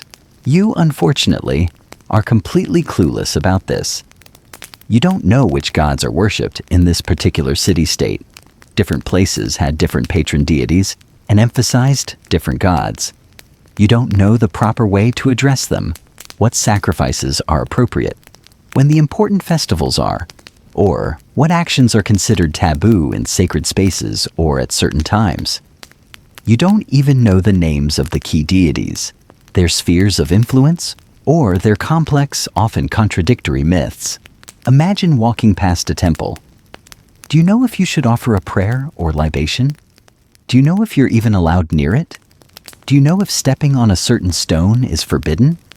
Your modern inclination might be to treat it like a historical monument or just another building, but it's an active place of worship, treated with reverence and surrounded by rules you don't know exist. Accidentally offending a god, perhaps by saying the wrong thing, if you could speak, failing to show proper respect, or inadvertently entering a forbidden area, could be seen as inviting divine wrath upon the entire community, making you a pariah or worse. Religious festivals were huge, central events in civic life. Participating in them correctly was a key part of belonging to the community. Imagine a procession happening in the street. Do you know who is being honored? Do you know if you should join in, stand aside, or get out of the way? Are there specific actions you should perform, or definitely not perform? You're bewildered standing there, or your attempts to join in awkwardly and incorrectly would make you stand out and could be seen as disrespectful to the gods and the community celebrating them. Sacrifices were a fundamental part of worship. Animals were slaughtered, parts offered to the gods by burning them on an altar, and the rest consumed by the community in a feast. This wasn't just a religious act. It was often the primary way most people got to eat meat. Witnessing a sacrifice would be a bloody, visceral experience, very different from anything in your modern life. Do you know how to behave? Is there a specific moment you should avert your eyes or bow your head? Is there a part you should eat or definitely avoid? Your ignorance here could be deeply offensive or even dangerous. Quirky tidbit: the Greeks believed in omens and divination, seeking signs from the gods in everything from the flight of birds to the entrails of sacrificed animals. Priests or oracles interpreted these signs. Your modern scientific worldview would make you completely blind to this layer of perceived reality, and your inability to understand or respect it would mark you as fundamentally alien to their way of thinking. Trying to explain meteorology instead of divine displeasure for a storm would get you laughed at, or worse, accused of impiety. Historians still argue about the true nature of belief among ordinary Greeks. Did they genuinely believe in the literal myths? Or was it more about upholding tradition, social cohesion, and civic identity? Regardless of individual belief levels, participating in and respecting the public religious practices was essential for social acceptance and avoiding accusations of asabeia. Accusations of impiety were serious and could be politically motivated. The trial and execution of Socrates, a mainstream historical fact, included charges of impiety and corrupting the youth. While Socrates' case was complex and politically charged, it demonstrates that challenging or disrespecting religious norms could have fatal consequences, particularly for prominent figures. But the concept applied to everyone. For a vulnerable outsider like you, a false accusation of impiety, perhaps for an innocent action misinterpreted, could be impossible to defend against. Your strangeness, your lack of understanding, couldn't that be seen as a sign that you are disrespectful to their gods? Even seemingly small things could have religious significance. Certain days might be sacred. Certain locations might be associated with specific deities or spirits. There might be rules about purity, when and how you should wash your hands or body, particularly before approaching a sacred site or participating in a ritual. Your general state of historical grime, combined with your ignorance of purification customs, makes you a walking potential offense. Consider oaths. Oaths sworn by the gods were binding and taken very seriously in legal and social contexts. You wouldn't understand the gravity of such oaths or how they were invoked. If you were somehow required to swear an oath, perhaps to testify, unlikely as you can't speak, but imagine a hypothetical situation. You wouldn't know the proper form or the deities to invoke, making your oath meaningless or even blasphemous in their eyes. Your very existence, appearing out of nowhere, might be interpreted through a religious lens. Are you a divine messenger? Unlikely, given your state. Are you a creature sent by hostile gods? Are you afflicted by madness sent by the divine? Explaining time travel is out, so their explanations will come from their worldview, and their worldview includes active intervening gods. And if they decide you are associated with hostile forces or divine displeasure, your chances of survival plummet.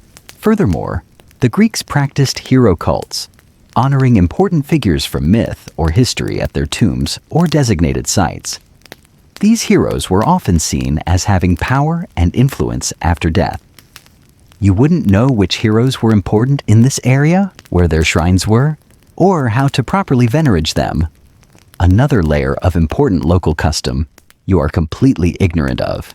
Your lack of understanding isn't just about avoiding punishment. It's about being unable to participate in a fundamental part of social cohesion. Religion wasn't just personal belief. It was a communal activity that reinforced identity and belonging. By being outside of it, you are further alienated from the people around you. You can't bond with them over shared worship, shared myths, or shared festivals. You are an observer of their deepest cultural practices, unable to understand or participate, which makes you seem even more foreign and potentially untrustworthy. The fear of divine retribution was very real. A drought, a plague, a military defeat? These could be interpreted as signs that the gods were angry, perhaps due to some act of impiety within the community. If something bad happened shortly after your strange appearance, you could easily become a scapegoat, accused of bringing divine displeasure upon them through your foreignness or unknowingly offensive actions. This kind of mob mentality, fueled by religious fear and suspicion of the outsider, would be impossible to reason with or escape from. Historians still argue about the degree of genuine personal piety felt by individuals versus the performance of religious duties for social or civic reasons. But for an outsider, performing the actions correctly was likely more important than inner belief. And even those actions are a mystery to you. So, while you might not face an inquisition in the modern sense, your ignorance of ancient Greek religion makes you a walking offense to both the divine and the human community. You can inadvertently insult a god, disrespect a sacred space, or fail to participate in a crucial ritual, any of which could lead to social ostracism, accusations of impiety, or becoming a scapegoat for communal misfortune. In a world where the gods are believed to be ever-present and actively involved, your secular modern perspective and lack of religious knowledge leave you vulnerable to a uniquely historical form of peril. The heavens themselves seem stacked against your survival, simply because you don't know how to appease them. So you've navigated the treacherous waters of ancient piety, somehow managing not to offend a god or get yourselves accused of bringing plague upon the city. Excellent. But escaping the dangers of sacred spaces doesn't mean you're safe in other public areas. In fact, any gathering of people, from a bustling market square to a public assembly, or even a theatrical performance, presents its own unique set of perils for someone like you. Think about what happens when lots of people get together in a modern city. Noise, crowds, maybe some jostling, and an increased risk of pickpocketing. Now remove the police, the security cameras, and the general expectation that you won't get punched in the face for looking at someone the wrong way. That's closer to what you're facing. Public spaces were vital to ancient Greek life. The agora for commerce and politics, the theaters for drama and civic lessons, the gymnasia for exercise and socializing.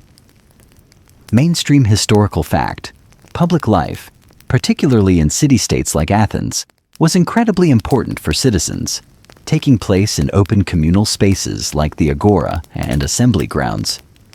These weren't just places to pass through. They were where society happened. But for you, they are simply concentrations of risk. The crowds themselves are a problem. You're constantly being jostled, pushed, and shoved. In a dense crowd, it's easy to lose your footing on the uneven ground and potentially be trampled or injured.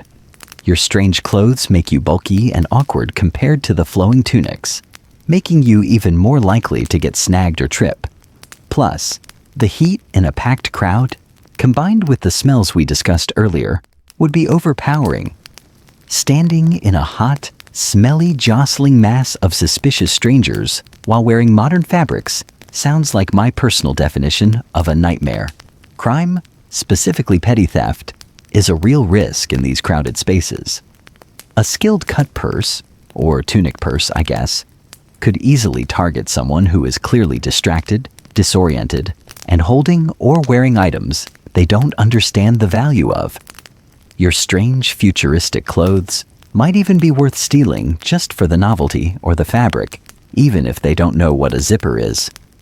You wouldn't feel a hand dipping into your pocket, and even if you did, yelling for help in English wouldn't do you any good. Trying to chase down a thief through a packed crowd speaking an alien language is a losing battle. You'd likely just draw more unwanted attention to yourself. Your modern wallet, phone, keys, anything you still have from your time, would be bafflingly strange and potentially seen as magical artifacts, increasing the likelihood of theft. Hope you took everything valuable out before you landed. You didn't, did you? Classic. Beyond theft, public gatherings are breeding grounds for social conflict. Arguments could break out over anything: a disputed price in the market, an perceived insult, a political disagreement. These arguments could escalate quickly into shouting matches or even physical altercations. And you, standing there looking confused and foreign, might inadvertently become involved. Maybe you bump into someone important.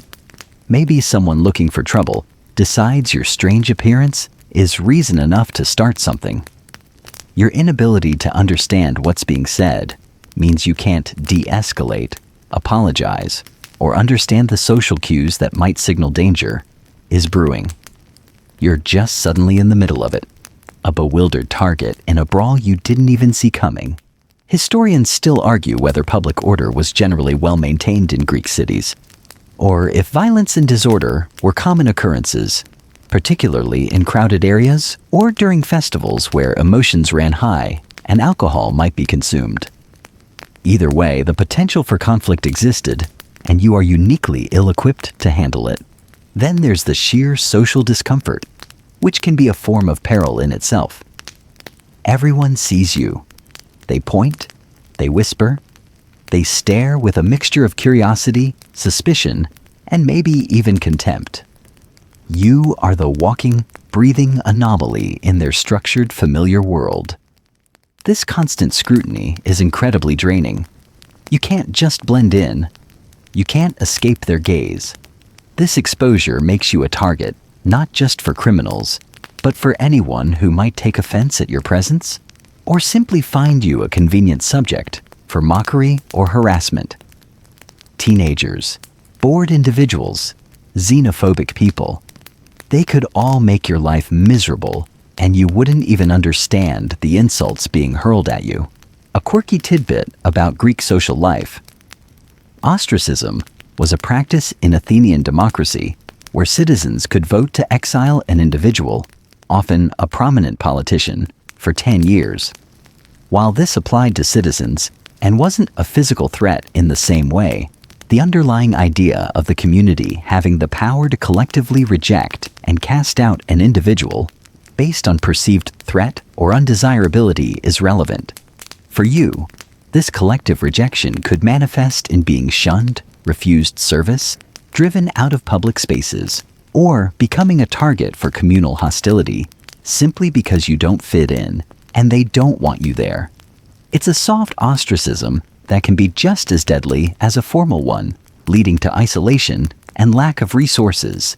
Even attending a public performance, like a play in the theater, which might seem like a way to observe and learn, is fraught with difficulty. The plays are in a language you don't understand. The references, the humor, the cultural context, it's all lost on you. You're just sitting there, looking confused, perhaps reacting inappropriately because you don't understand what's happening on stage or in the audience. This draws attention, and ancient audiences could be very interactive and vocal. If they found your presence disruptive or strange, they might let you know, perhaps, by throwing things, unlikely to be tomatoes, but rocks or food scraps are possibilities, or demanding you leave. Not exactly a relaxing night out at the theater. Trying to buy something in the market is another interaction loaded with risk. You don't know the currency, the prices, or how to haggle.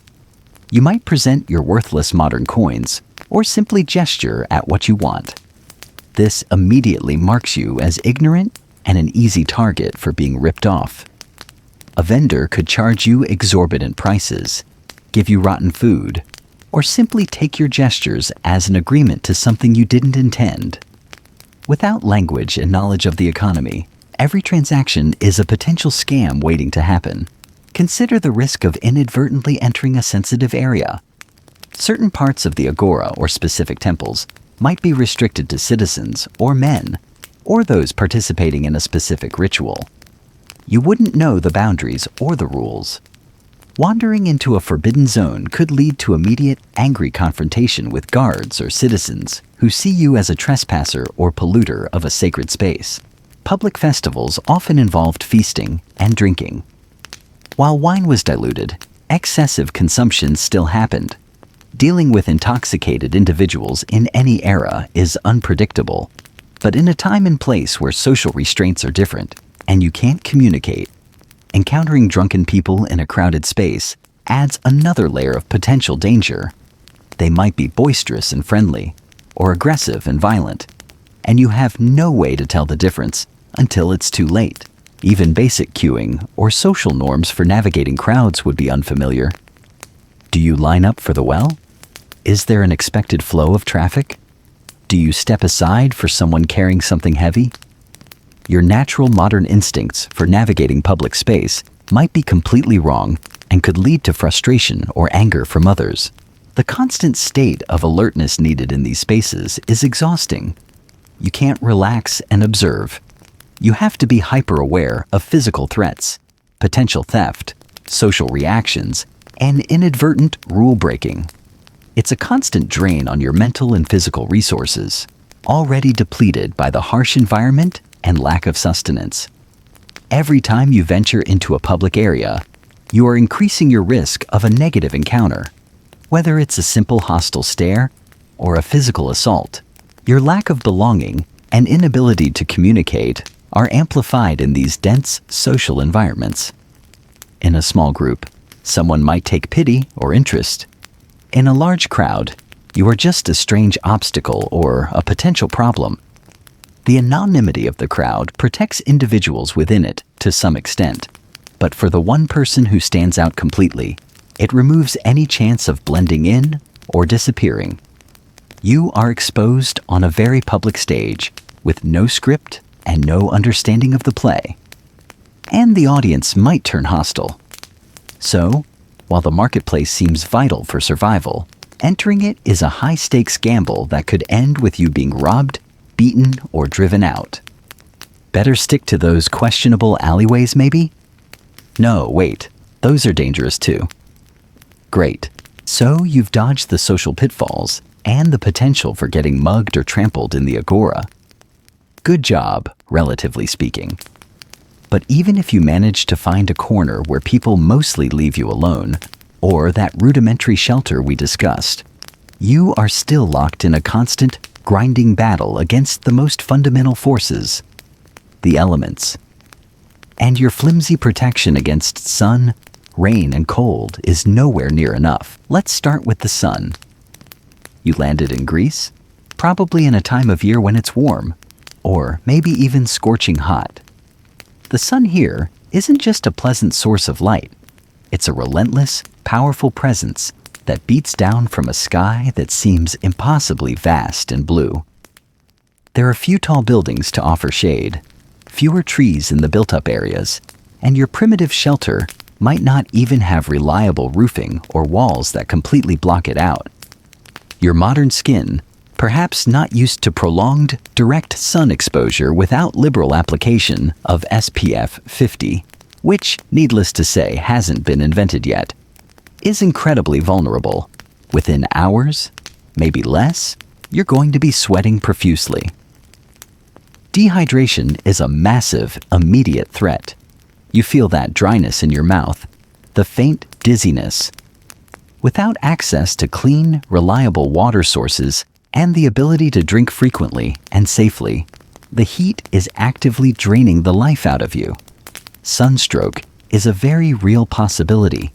That headache that turns into nausea, confusion, and potentially collapse. In this world, collapsing from heat stroke in a public place is likely to get you ignored, stepped over, or mistaken for dead or drunk, rather than receiving medical attention. Mainstream historical fact: heat stroke was a recognized danger, particularly for laborers working outdoors, though its physiological causes weren't understood in modern terms. People learned to seek shade, rest during the hottest parts of the day, and drink when possible. But these were practical measures, not guarantees of safety. Your modern clothes exacerbate the problem. Jeans and a t-shirt, or whatever you're wearing, are probably not designed for maximum ventilation and sun protection, like traditional Greek tunics. They cling to your sweaty skin, trap heat, and offer minimal protection against UV radiation compared to, say, a wide-brimmed hat or the draped layers many Greeks wore. You might get severely sunburned, adding painful physical injury to your already long list of woes. A bad sunburn isn't just uncomfortable. It dehydrates you further and can make you sick, leaving you even more vulnerable to everything else. But it's not just the heat of the day. What about the cold? Greece has seasons. Winters can be surprisingly cold, particularly in northern regions or higher altitudes. Even in milder areas, nights can be chilly, especially outside or in those drafty, uninsulated homes.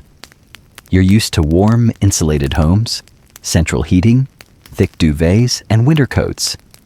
Here, your potential shelter offers little insulation.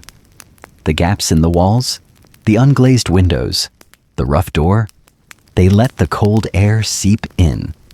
The packed earth floor feels damp and cold. Your modern clothes are likely inadequate for significant cold. That t-shirt and jeans offer minimal warmth. You might have a light jacket, but nothing designed for freezing temperatures or biting winds. The ancient Greeks wore wool, often layered, and used thick cloaks for warmth. You don't have that. Trying to huddle for warmth in a thin jacket on a dirt floor in a drafty hut is going to be miserable. You risk hypothermia, especially if you're already weakened by hunger and exposure.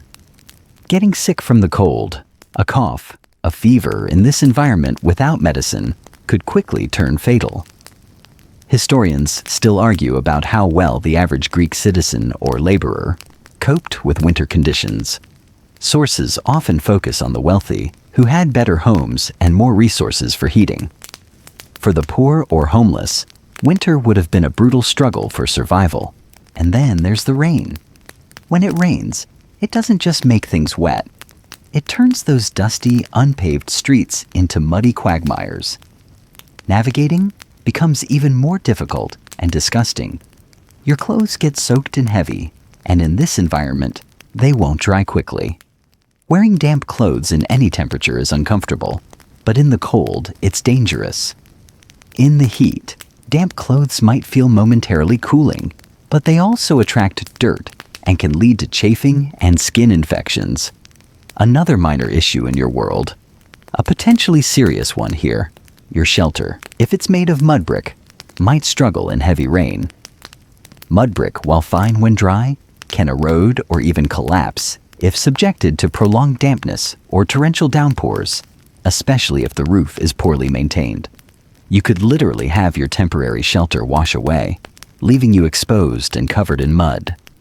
Water might seep into the floor, making it damp and cold for days. A quirky tidbit about ancient weather. While we rely on weather forecasts and scientific predictions, the Greeks looked to natural signs, astronomical events, or divine omens to predict weather patterns. They might have folk wisdom about when the rainy season was coming, or how to interpret clouds, but they had no reliable way to know if a major storm was on the horizon. You, similarly, are left guessing, completely at the mercy of sudden, unpredictable shifts in weather that you can't prepare for with technology or even traditional knowledge. The lack of control over your environment is stark. You can't just adjust a thermostat, grab a different coat from your closet, or dry your clothes in a machine. You are utterly exposed to the whims of nature. The sun saps your strength, the cold chills you to the bone, the rain makes you wet and miserable. These aren't just discomforts, they are forces that are actively weakening you, making you more susceptible to illness, reducing your physical capacity to search for food or safety, and chipping away at your morale. Consider the cumulative effect. A day of intense heat, followed by a cold, damp night. Your body is constantly struggling to regulate its temperature. You're losing fluids in the heat, getting chilled in the cold. This stress on your system depletes your energy reserves and compromises your immune function, making you an easier target for all those pathogens lurking in the environment. You're less able to fight off a cold, less able to recover from dehydration, less able to withstand the effects of questionable food or water. Even finding dry firewood in a wet spell would be a challenge. And if you do manage to make a fire indoors, you face the risk of smoke inhalation or setting the structure ablaze. Living outdoors consistently means constant exposure day and night to temperature extremes and precipitation, accelerating your decline. Your modern reliance on climate-controlled environments has left you ill-prepared for this level of environmental harshness. You lack the protective clothing, the knowledge of local weather patterns, the ability to create reliable shelter, and the resources to mitigate the effects of exposure. The elements themselves become active antagonists, working in concert with disease, hunger, and social peril to ensure your very short stay in ancient Greece. You're not just enduring discomfort, you're fighting a losing battle against the sky above and the ground below. So you've survived the punishing sun and the chilling night in your less than ideal shelter. Or maybe you're still trying to find one, battling the elements every step of the way. But the elements aren't the only natural forces actively making your life miserable. They also provide the perfect breeding ground for the teeming masses of creatures that share this ancient world with you. And by share, I mean crawl all over, bite, and generally make your existence significantly worse. Welcome to the ancient Greek critter party, and you are the main course. Let's start small, but horrifyingly numerous. Insects. They are everywhere. Flies buzz constantly around anything remotely edible, or more likely, anything that's decaying or covered in filth. They land on the food in the market stalls. They land on your face. They land on, well, you know. They are vectors for every kind of unpleasantness, flying between piles of waste and your potential next meal with gleeful abandon. Trying to swat them away is a losing battle. There are simply too many, and their persistent buzzing is a constant, irritating soundtrack to your day. You never appreciated screens on windows or doors until you experienced a world where they simply don't exist, and the flies treat every opening as an invitation. Forget ambient nature sounds. This is the ambient sound of active biological contamination. Then there are the mosquitoes. Oh, the mosquitoes. Especially if you're anywhere near standing water or during certain times of the year. Their bites are not just itchy. They can carry diseases. Malaria was present in parts of ancient Greece, and a mosquito bite could be the start of a debilitating, potentially fatal illness you have absolutely no defense against. Remember trying to sleep with one mosquito whining in your ear? Now imagine a whole squadron attacking relentlessly through the night because there's no repellent, no netting, and no escape. Your nights, already uncomfortable and insecure, become a constant battle against all tiny winged vampires carrying miniature biological weapons.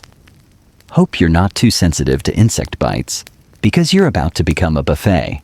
But wait, there's more. Fleas and lice. These weren't just an issue for animals. They were a fact of life for humans too, particularly in crowded conditions with limited hygiene. They infest clothing and bedding, hair and skin. The constant itching would be maddening.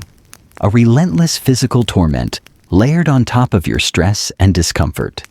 You can't wash your clothes easily or thoroughly enough to get rid of them. You can't escape them in your primitive shelter, and everyone else likely has them too. So they're constantly being reintroduced. It's a never-ending cycle of scratching and misery. Trying to pick lice out of your hair or find fleas in your threadbare tunic becomes a daily ritual. A grim reminder of how basic and uncomfortable existence is. It makes you miss those commercials for modern anti-itch creams, even the annoying ones. Historical living? There's a cream for that. No, there really isn't. And let's not forget the things that crawl. Depending on where you are, spiders and scorpions might be a concern. They seek shelter in dark, quiet places, like the corners of your rudimentary dwelling. A scorpion sting or the bite of a venomous spider isn't a pleasant trip to the hospital in your world. It's a potentially life-threatening emergency without anti-venom or effective medical care. You'd constantly be checking your uncomfortable bedding and the floor before you sit or lie down, adding another layer of hypervigilance to your already stressed state. It's like a really terrible Easter egg hunt, but instead of chocolate, the prize is agonizing pain and possible death. The larger vermin are also a constant presence. Rats and mice are absolutely everywhere, especially in areas where food is stored or waste accumulates, which is everywhere. You'd hear them scratching in the walls, scurrying across the floor in the dim light, gnawing on anything they can find. They contaminate food and water supplies. They carry fleas, linking back to our previous problem. And they just generally make your living space feel unsanitary and infested. Mainstream historical fact: rats and mice were a persistent problem in ancient cities, thriving on agricultural products and human waste, and contributing to the spread of disease. Grain storage was particularly vulnerable to infestation. Those scruffy dogs we saw before? They're not just street hazards. They're part of the urban ecosystem. They roam in packs or individually. scavenging for food. Some might be wary of humans, but others could be territorial or aggressive, especially if you appear vulnerable or they feel threatened. And rabies was present in the ancient world. A bite from a wild or semi-wild dog wasn't just a wound. It was a potential death sentence from a horrifying disease. You'd have to constantly be aware of their presence, giving them a wide berth, and hoping they didn't decide you looked interesting enough to chase. Historians still argue about the level of control or ownership of dogs in ancient Greek cities. Were many truly wild strays? Or were they mostly loosely owned animals left to roam during the day? Regardless, their presence as scavengers and potential threats on the streets and around settlements is well documented. Even agricultural areas, if you venture near them hoping to forage, come with their own pests. Locusts could descend and destroy crops, wiping out a farmer's livelihood and a potential food source for the community.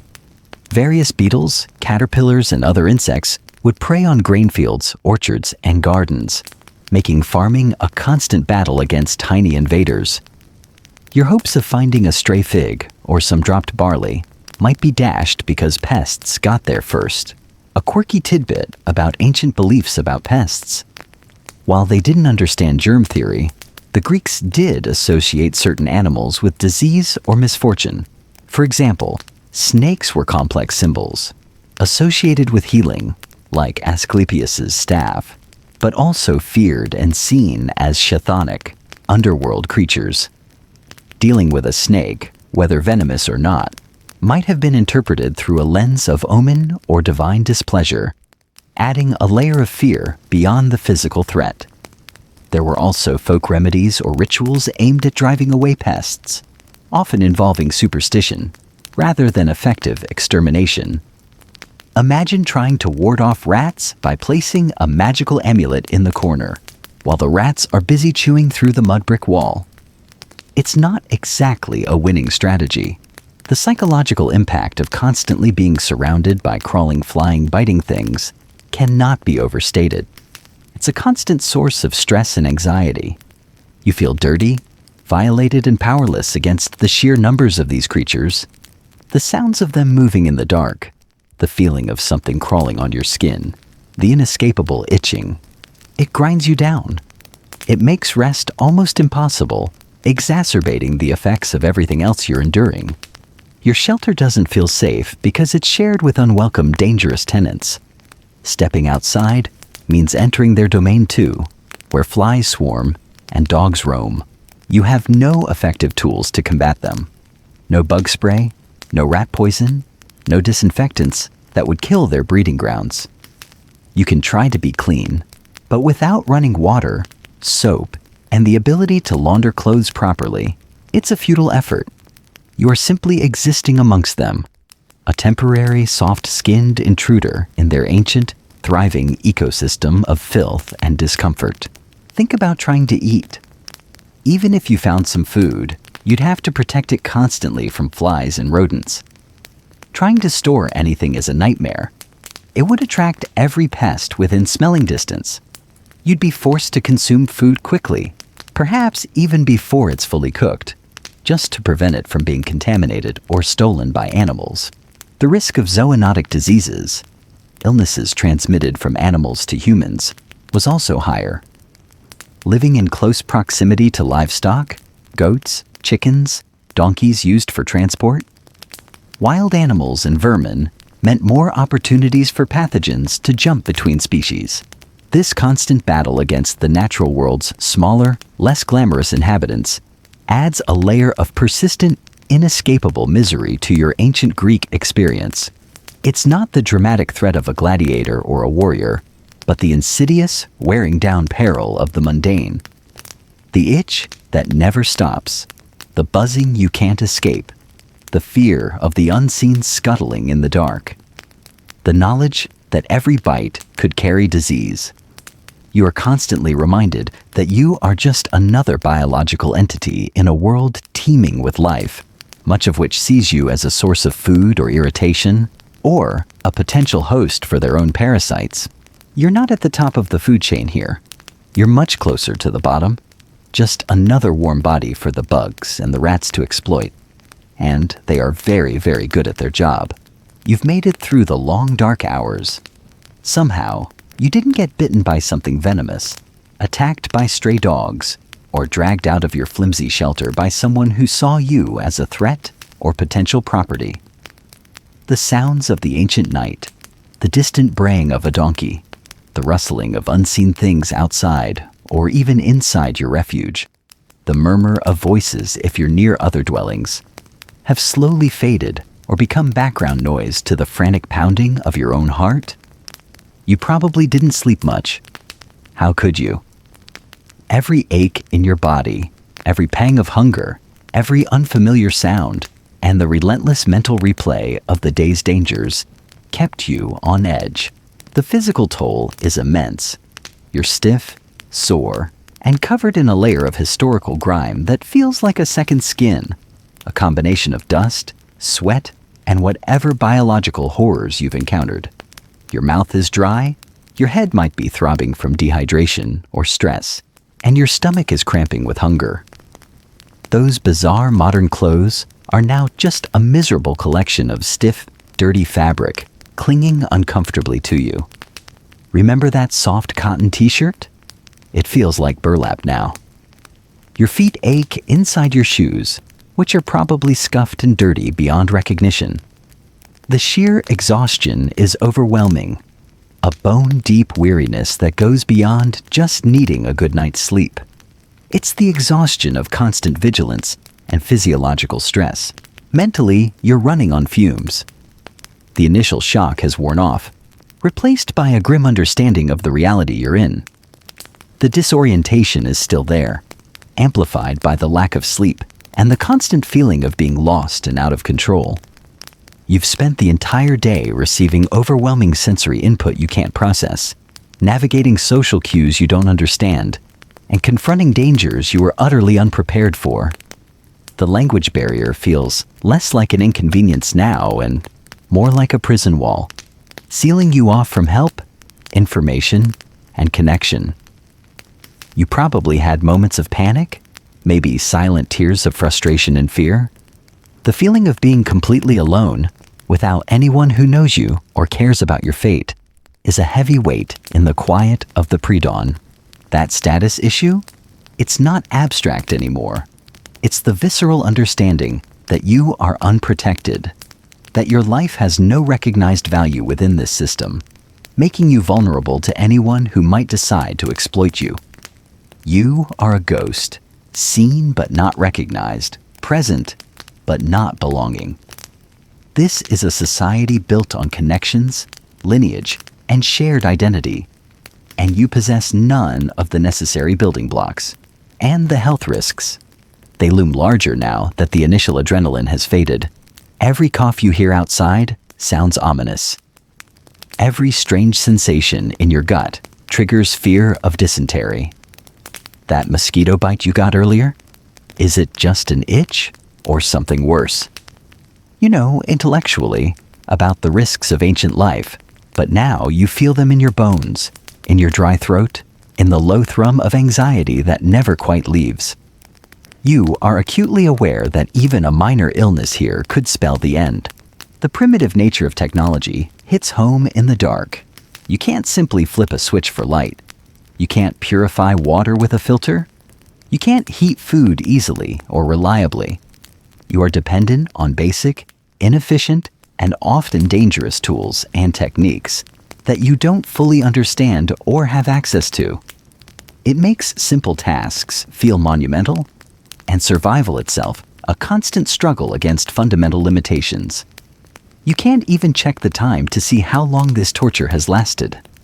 Your watch is probably dead or broken, and their way of marking time through sundials, water clocks, or simple observation of the sun and stars. A mainstream historical fact.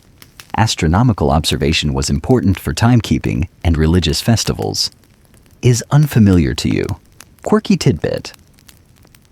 Ancient Greeks often marked the end of the day or the start of the night by specific natural signs, like the setting of constellations, or by communal practices, like the closing of the agora gates or the lighting of lamps. There wasn't a universal, precise timekeeping system, like hours and minutes, that everyone synchronized to. So, even the passage of time itself feels less rigidly defined, less predictable, adding to your disorientation. You just know it's been a very long, very difficult period of darkness. Historians still argue about the daily routines and sleep patterns of ordinary people in ancient Greece. Did they sleep straight through the night? Or was segmented sleep, periods of sleep interrupted by a period of wakefulness, common? Perhaps dictated by the need for vigilance, tending fires, or simply lacking comfortable, safe places for prolonged rest. Your experience of fitful, anxious half-sleep certainly aligns with the more challenging possibilities, but now you sense a shift. The deepest dark of the night is starting to soften. The sounds change slightly. The air feels different. There's a faint lightening in the eastern sky, a pale gray washing out the deep black. Dawn is approaching, and the dawning realization is that the long night wasn't the end of your trial. It was just a pause. The sun will rise, and with it, the heat will return. The dust will rise. The streets will fill with people and animals. The smells will intensify, and the relentless demands of survival will begin anew. Hunger and thirst will be even more pressing. Your exhaustion will make you slower, less vigilant, more prone to mistakes. Your grime and strange appearance will be just as noticeable in the harsh daylight. All the dangers of yesterday, the contaminated food and water, the lack of sanitation and medicine, the threat of exploitation due to your lack of status and language, the peril of navigating the streets and public spaces, the risk of inadvertently offending someone or something, and the constant assault of pests and elements. They are all still waiting for you. Day 2 dawns, and you are weaker, dirtier, hungrier, and more afraid than you were when you arrived. You didn't last a day in ancient Greece and thrive. You barely lasted a day and survived in the most brutal sense of the word. The initial shock has worn off, replaced by a deep, cold understanding of the persistent, overwhelming challenge. There's no comfort in the sunrise, only the weary knowledge that the impossible task begins again. You have nothing reliable to eat, nowhere truly safe to go, no one to ask for help, and no way to understand the world around you. Your resources are depleted, your body is starting to fail, and your hope is fading fast. The odds already stacked against you have just gotten significantly worse. Getting through the first day required immense luck. Getting through the second day and the ones after that feels utterly insurmountable. The sheer, relentless grind of survival in this world, stripped of every modern comfort, safety net, and understanding, is the true killer. You're not equipped for this marathon. You were barely ready for the first few steps, and the finish line is nowhere in sight. The light is growing stronger now, painting the rough walls and dusty ground in pale yellows and oranges. The sounds of the city beginning its daily rhythm start to replace the sounds of the night. The air, still cool for a few moments, is already hinting at the heat to come. You can feel the dust under your fingernails, the ache in your muscles, the emptiness in your stomach. This is it. Day 2. Time to face the impossible again. As the first rays of the ancient sun touch your face, you close your eyes for just a second, perhaps wishing you could blink yourself back to the comfort of your own time, your own bed. But the smells, the sounds, the physical discomfort are anchors, holding you firmly in this harsh reality. There's no escape but forward, into the challenges of another day you are desperately ill-equipped to handle. The journey has just begun, and it's already asking more of you than you thought possible.